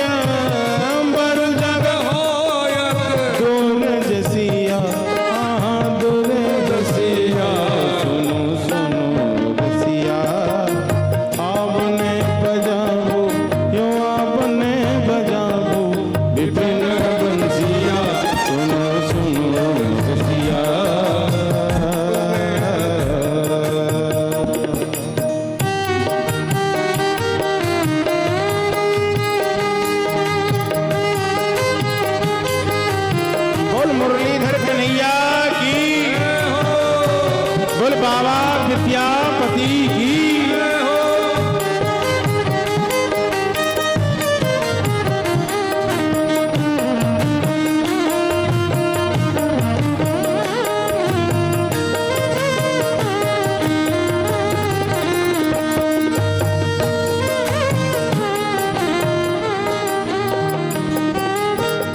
विद्यापति कह सुन बनी तामनी, विद्यापति कह सुन वरदामनी। तिरमुख जीत, तिरमुख जीत, जितल रसिया, जितल रसिया धन धन तोर भाग गुआरिन, धन धन हरि भजु हृदय, हरि हृदय हुलसिया, हृदय हुलसिया। एक बार दोनों हाथ उठाकर सभी कहना क्या? हे सुनो सुनो रसिया, आपने बजाओ विपिन बंसिया। सुनो सुनो रसिया, आपने बजाओ यो, आपने बजाओ यो, आपने बजाओ यो, आपने बजाओ विपिन बंसिया।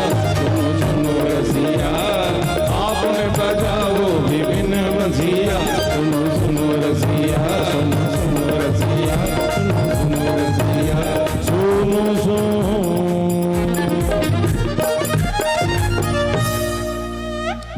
आज गोपिकाएं सुंदर रूप से श्री कृष्ण से यह बात कह देती है कि लाला आपकी बंसी बड़ी प्यारी है, आपकी बंसी बड़ी मधुर है, आप अमृतमयी बंसी वादन करते हो और आपकी बंसी जाती बड़ी सीधी है, लेकिन आपकी बंसी निकलती बड़ी, बंसी जाती सीधी है प्यारे।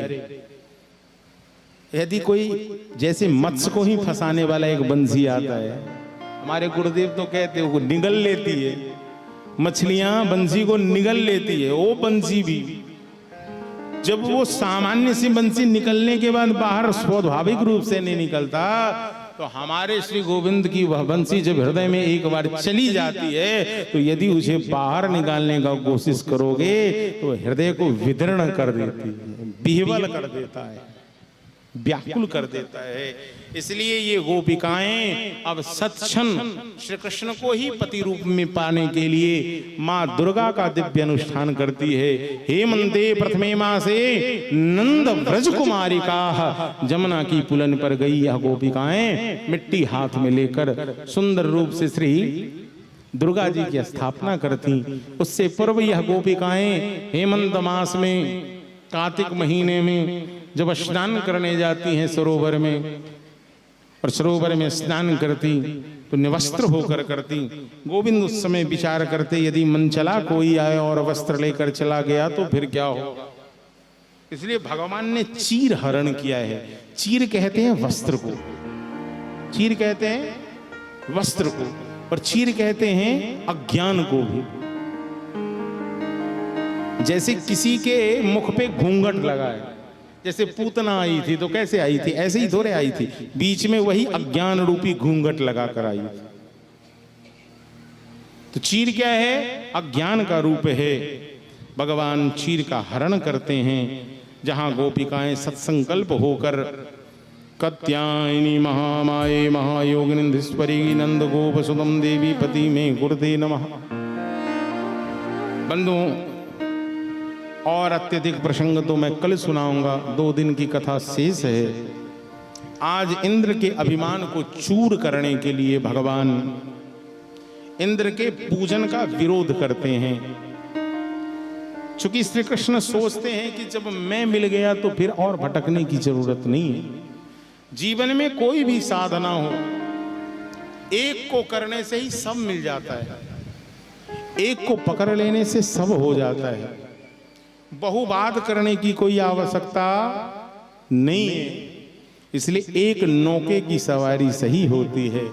आज गोविंद ने जाकर बाबा से पूछा, बाबा कहाँ चीज की तैयारी चल रही है? बाबा ने बोलियो लाला,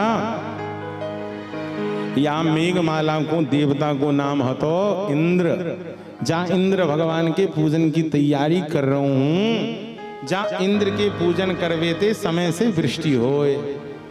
अब जो किसान हैं, जो पशु पालन करते हैं, खेती करते हैं, उनके लिए वृष्टि का महत्व है।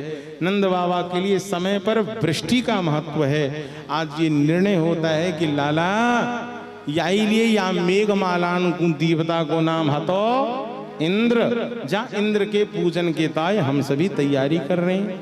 कन्हैया बोले बाबा या तो आश्चर्य को बात हतो। अरे बाबा मोको पतो, तै भी देखे। नंद बाबा बोले अच्छा लाला मैं क्या देखता हूँ जो तू मुझे कह रहा है कि मैं भी देखता हूँ। बोले बाबा आप नहीं देखते हो कि ये मेघ कहाँ जाकर भोजन करता है। नंदा बाबा बोले कहाँ करता है। बोले अरे उसी गोवर्धन पहाड़ी पे तो मैं देखता हूँ, सब बादल जाता है और वहां भोजन करता है और आकर वृष्टि करता है। बाबा मोहे तो ऐसो दिखे कि हम सबन के साक्षात देवता तो यही गोवर्धन है, जाको भोजन करे या बादल, इंद्र में काउ सामर्थ्य ना है बाबा। तो को पतो बाबा यदि अभी बहुत बड़ा बाढ़ आएगा तो हम लोगों की रक्षा कौन करेगा। बाबा बोले कौन करेगा। कन्हैया बोले बाबा यही इंद्र हम सबको बचाएंगे। बाबा तो को मालूम जमुना महारानी ऊपर उफन जाएंगी, खूब बाढ़ आ जाएगा, हम लोग कहाँ जाएंगे गैया बछड़ा लेकर। बाबा बोले कहाँ जाएंगे लाला। बोले कन्हैया बाबा वहीं जाएंगे गोवर्धन के ऊपर में। तो हमारे देवता कौन हुए, गोवर्धन हुए ना, हमको फल कहाँ से मिले। बाबा बोले गोवर्धन की पहाड़ी से। बाबा जड़ी बूटी कहाँ से मिले। जैसे ही कन्हैया पूछे सोई नंद बाबा बोले गोवर्धन से। तो कन्हैया ने बाबा को पूर्ण रूप से कन्विंस कर ही दिया कि बाबा कर्म ना जायते जंतु कर्मणैव विलीयते सुखम दुखम भयम क्षेमम कर्मणैव विपद्यते। बाबा जीव को जन्म हो कर्म से होए और वह सुख दुख जो भी मिले वाके कर्म को परिणाम है। इसलिए बाबा अपने को कर्म करना चाहिए, अपने को प्रकृति की पूजा करनी चाहिए। बाबा मैं तो कहूं कि यहाँ नदी रहेगी और ये पहाड़ रहेगा तो ही जाकर हम सबों का जीवन है। इसलिए बाबा मेरो कथन मानो तो हम तो ये कहेंगे कि इंद्र की पूजा बंद करो, वहां से बढ़िया गोवर्धन की पूजा करो। यदि पर्वत श्रृंखला सुरक्षित रहेगी तो समय पे वृष्टि होगा। आज हमारे यहाँ पर्वत दूषित हो गया। आज क्या हो गया, पर्वत दूषित हो गया है। आज ये निर्णय हो गया बंधुओं। बाबा बोले लाला तेरे कहवे थे मैं इंद्र की पूजा छोड़ रहा हूं, यदि कोई आपत्ति विपत्ति हुई तो रक्षा कौन करेगा। कन्हैया बोले बाबा हम ही ठारे हैं, यहाँ की गारंटी मेरी, जिनकी शरण हम धरेंगे वही गोवर्धन हमारी रक्षा करेंगे। आज बंधुओं वह दिवस आया है कि आप ही पूजें, आप पुजाए। आराध्य भी हैं आप हैं और पुजारी भी आप हैं, पूज भी आप रहे हैं और पूजा भी आप ही रहे हैं। आज मंदिर में देवता भी खुद हैं और उस देवता का पुजारी भी खुद हैं। नंद बाबा बोले भैया मोको तो पतो ही ना है कि गोवर्धन नाथ की सेवा कैसे होए। कन्हैया बोले बाबा कोई ज्यादा सेवा की जरूरत नहीं है, बढ़िया बढ़िया भोजन बनानी है और गोवर्धन भगवान को खिलानी है। जो जितना खाए ना, मैया ने मोको बचपन में कही हती कि खाने पीने से शरीर में ताकत होए। बाबा जिसमें ताकत होगी वही तो रक्षा कर सकता है। और मुझे तो लगे कि इतने दिनों से गोवर्धन भगवान खाए नहीं है, इसलिए उनके लिए सुंदर भोजन बनाओ। क्या बनाए तो 56 भोग बना। सांडिल्य जी महाराज हाथ में थाली लिए और लाला हम सभी भी मानसिक रूप से आज गोवर्धन चलेंगे और गोवर्धन नाथ का शरण लेंगे और आज की कथा भी वहीं विश्राम करेंगे जहां श्री नंद बाबा गोवर्धन महाराज को सुंदर भोग की थाली सामने देते हैं और चतुर्भुज रूप में श्री कृष्ण ही एक तरफ गोविंद हैं और दूसरी तरफ गोवर्धन हैं। एक तरफ गोविंद हैं और सामने गोवर्धन हैं और प्रकट होकर सभी ब्रजवासियों से मांग मांग कर भोजन कर रहे हैं। नंद बाबा के नेत्र सजल हो गए। कह रहे मैंने जीवन में क्या पाया किया होगा ऐसा जो ऐसे दिन मुझे आज प्राप्त हुए। मैंने जीवन में इतने सारे पूजा किए लेकिन आज तक यह अवसर नहीं मिला कि कभी मुझे भगवान दर्शन देते। पहली बार दर्शन मिला है। आहा क्या करूं। अरे भोग प्रसाद तो यहाँ रहने दो, चलो आनंद से तब तक क्यों ना इस गोवर्धन जो 7 कोस का है, इस गोवर्धन की परिक्रमा ही कराऊं। और आज नंद बाबा लाला तैयार हुए और सभी चल दिए कहाँ? गोवर्धन के शरण। बोल गोवर्धन नाथ की बोल गोवर्धन नाथ की। तो रे जयकारा भी तो जोर से लगा दो। अब तो घर ही जाना है प्रसाद लेकर। आज की कथा को गोवर्धन नाथ के शरण में विश्राम करते हैं। कल पुनः कथा है और एक दिन और शेष है। कल आज पंचम दिवस हो गया, षष्ठम और सप्तम दिवस की कथा शेष है। कल यज्ञ पत्नियों पर भगवान की कृपा होगी, युगल गीत होगा। आज एक वेणु गीत की चर्चा मैंने करी है। कल युगल गीत, प्रणय गीत, गोपी गीत और भ्रमर गीत की चर्चा करेंगे, रास का दर्शन करेंगे और भगवान अक्रूर के संग मथुरा को गमन करेंगे। ये सारे प्रसंग कल होंगे। खैर आज हम सबों को चलना है। कहाँ चलना है? कहाँ? थोड़ी जोर से बोलिए ना। जानती है ना गोवर्धन नाथ साक्षात देवता हैं। आप यहाँ मन से संकल्प करोगे, कोई भी मनोकामना आपका हो आप अपने मन में धारण करो और इस पद के संग गाते हुए मेरे संग चलो, ठाकुर जी पूरी कर देंगे। ओ तेरो सब संकट मिट जाए, ओ मिट जाए, ओ तेरो सब तेरो सब संकट मिट जाए, मिट जाए। तो पूजा कर गोवर्धन की। तेरो सब संकट मिट जाए, मिट जाए। झूमते हुए सारे गोवर्धन की तू सेवा कर गोवर्धन की, तू पूजा कर गोवर्धन की, तू सेवा कर गोवर्धन की, तू पूजा कर गोवर्धन की। तेरो जन्म तेरो जन्म तेरो जन्म मरण मिट जाए, मिट जाए। तो पूजा कर गोवर्धन की। तेरो जन्म मरण मिट जाए, मिट जाए। तू पूजा कर गोवर्धन की। तेरो जन्म तेरो जन्म मरण मिट जाए, मिट जाए। तो पूजा कर गोवर्धन की। तेरो जन्म मरण मिट जाए, मिट जाए। तू पूजा कर गोवर्धन। चलिए तो पूजन प्रारंभ करते हैं गोवर्धन नाथ की।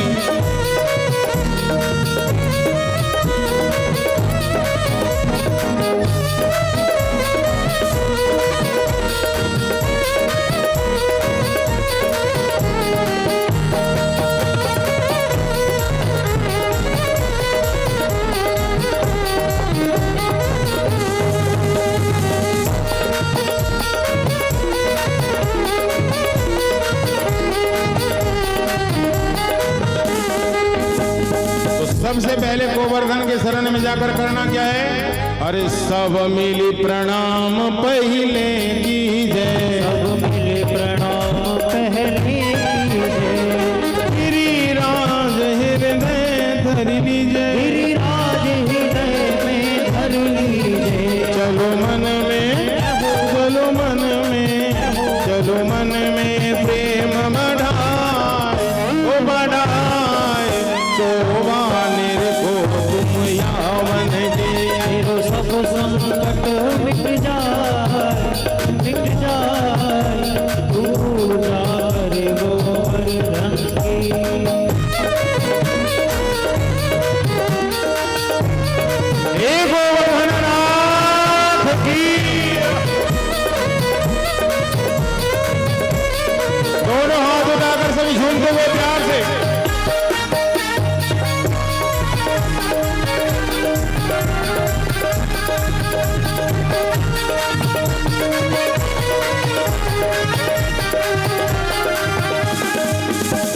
अरे आगे पूछरी लोटा है, आगे पूछरी को लोटा है, जो खाए खाए भयो सिलोटा है, खाए खाए भयो सिलोटा है।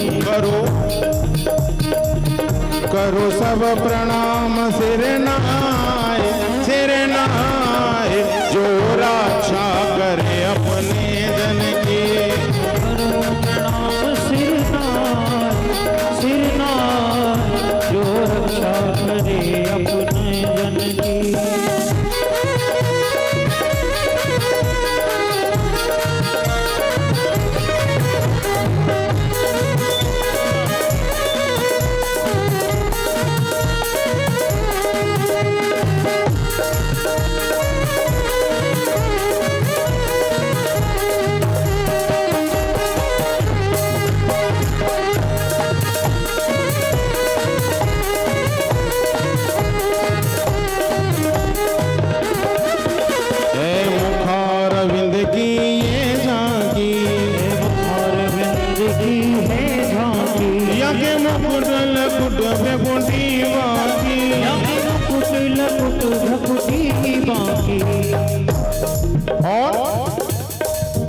या पे दूध को, या पे दूध को, या पे दूध को धार चढ़ाए, ओ चढ़ाए, इच्छा पूर्ण हो मन की।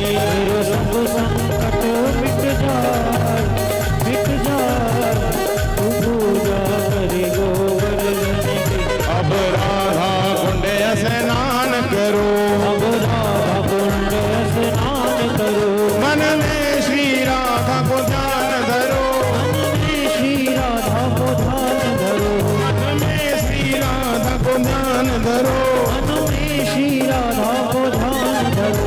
जो इनकी, वो जो इनकी, जो इनकी शरण में आए, सब व्याधि मिटे धन और मन की। जो सब संकट मिट जाए, तू पूजा करे गोवर्धन की।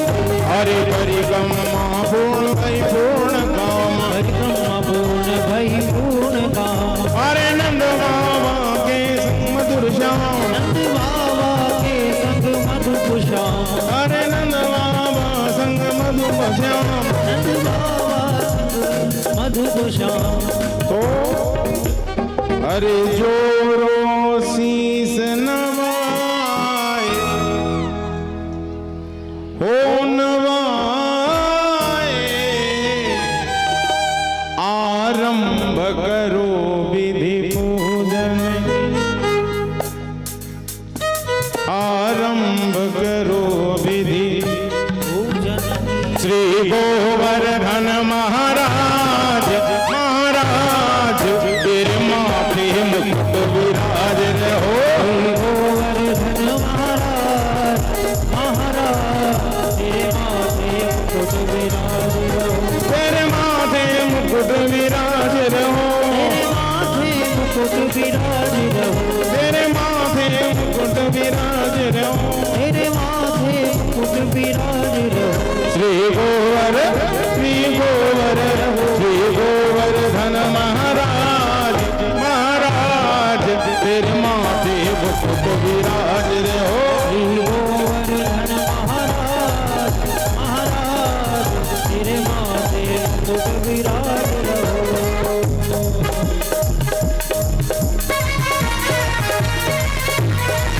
श्री राधे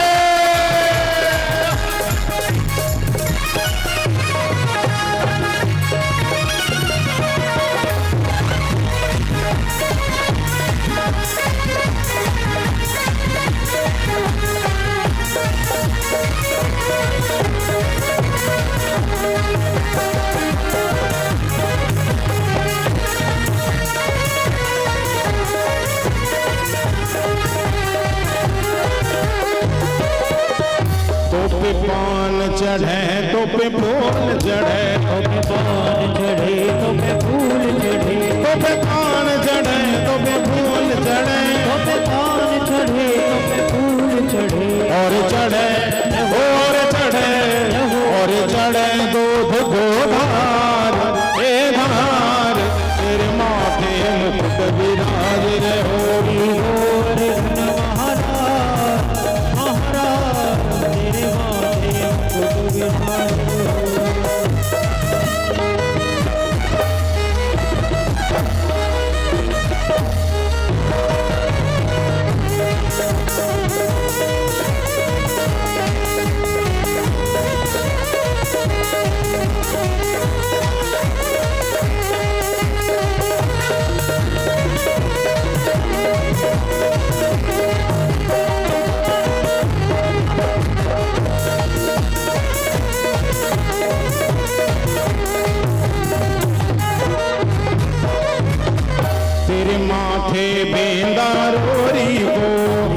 माथे बेंदा रोरी को, तेरे माथे बेंदा रोरी को, माथे बेंदा रोरी को, और घोड़ी पे और घोड़ी पे और घोड़ी पे और घोड़ी पे और घोड़ी पे हीरा लाल दे लाल, तेरे माथे मुकुट विराज रहो।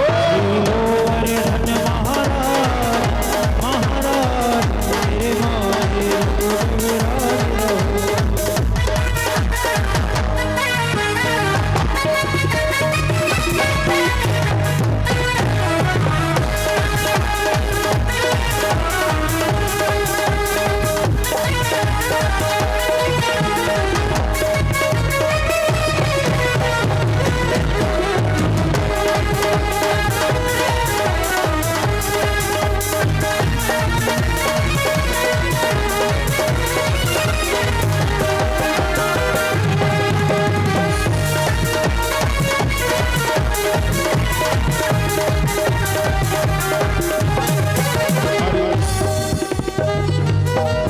प्रभु सात कोस में रूप तेरो, प्रभु सात कोस में रूप तेरो, प्रभु सात कोस में रूप तेरो, सात कोस में रूप तेरो, और संकट और संकट और संकट दूर करो मेरे, ओ करो मेरे, तुम भक्तन के सिरदार। गोवर्धन महाराज महाराज तेरे माथे मुकुट विराज रहो। ऐसे नहीं, सबका हाथ एक संग ऊपर चला जाना चाहिए, एकदम आसमान की ओर। और श्री गोवर्धन महाराज महाराज तेरे माथे मुकुट विराज रहो। गोवर्धन महाराज महाराज तेरे माथे मुकुट विराज रहो। गोवर्धन महाराज महाराज तेरे माथे मुकुट विराज रहो। तेरे माथे मुकुट विराज रहो। तेरे माथे मुकुट विराज रहो। तेरे माथे मुकुट विराज रहो। तेरे माथे मुकुट विराज रहो। तेरे माथे मुकुट विराज रहो।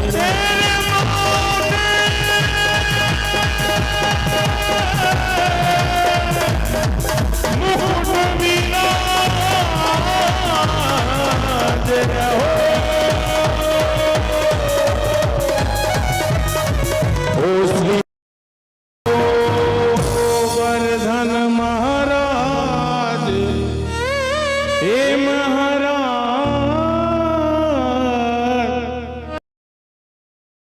हे मुकुट विराज रहो।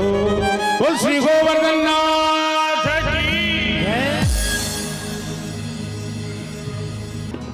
हे गिरधर तेरी आरती गा, हे गिरधर तेरी आरती गा, मोर मुकुट तेरे शीश पे सोहे, प्यारी बंसी मेरो मन मोहे, या बंसी पे बल बल जा, हे गिरधर तेरी आरती गा।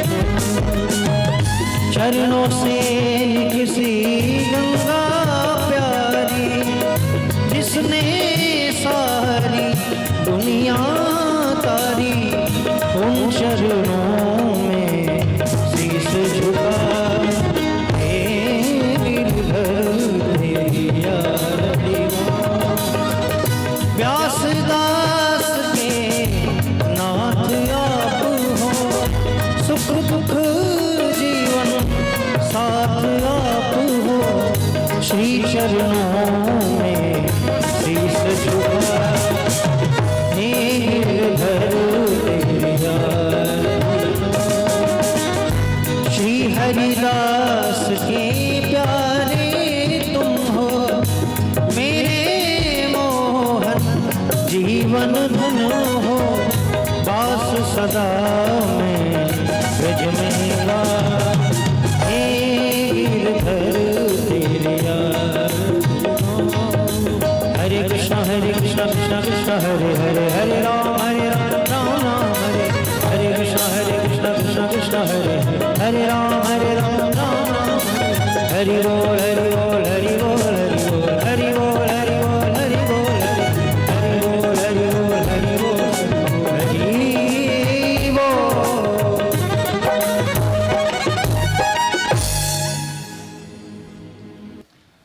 हरि ओम महाजलेन शीतलीकरणं पुष्पे देवादिवन्दनम् आत्मारोग्यादिवन्दनं मातृवारं देवं दर्शयामि हरि ओम अथ मन्त्रपुष्पाञ्जलिं हरि ओम जग्नेन जग्नमय जन्ता देवस्थाने धर्माणि प्रथमान्यासन्नाते हरा महिमानः सचन्द्र यत्र पूर्वे साध्याः शान्तिदेवाः श्रीवन्दिकापकुलचम्पकपाटलब्जे पुण्यगजात् करवेशालपुष्पे बिल्वप्रभार तुलसी दलमञ्जलिभिः त्वां पूजयामि जगदीश्वर मे प्रसीद नानासुगन्धपुष्पाणि यथा कालोद्भवानि च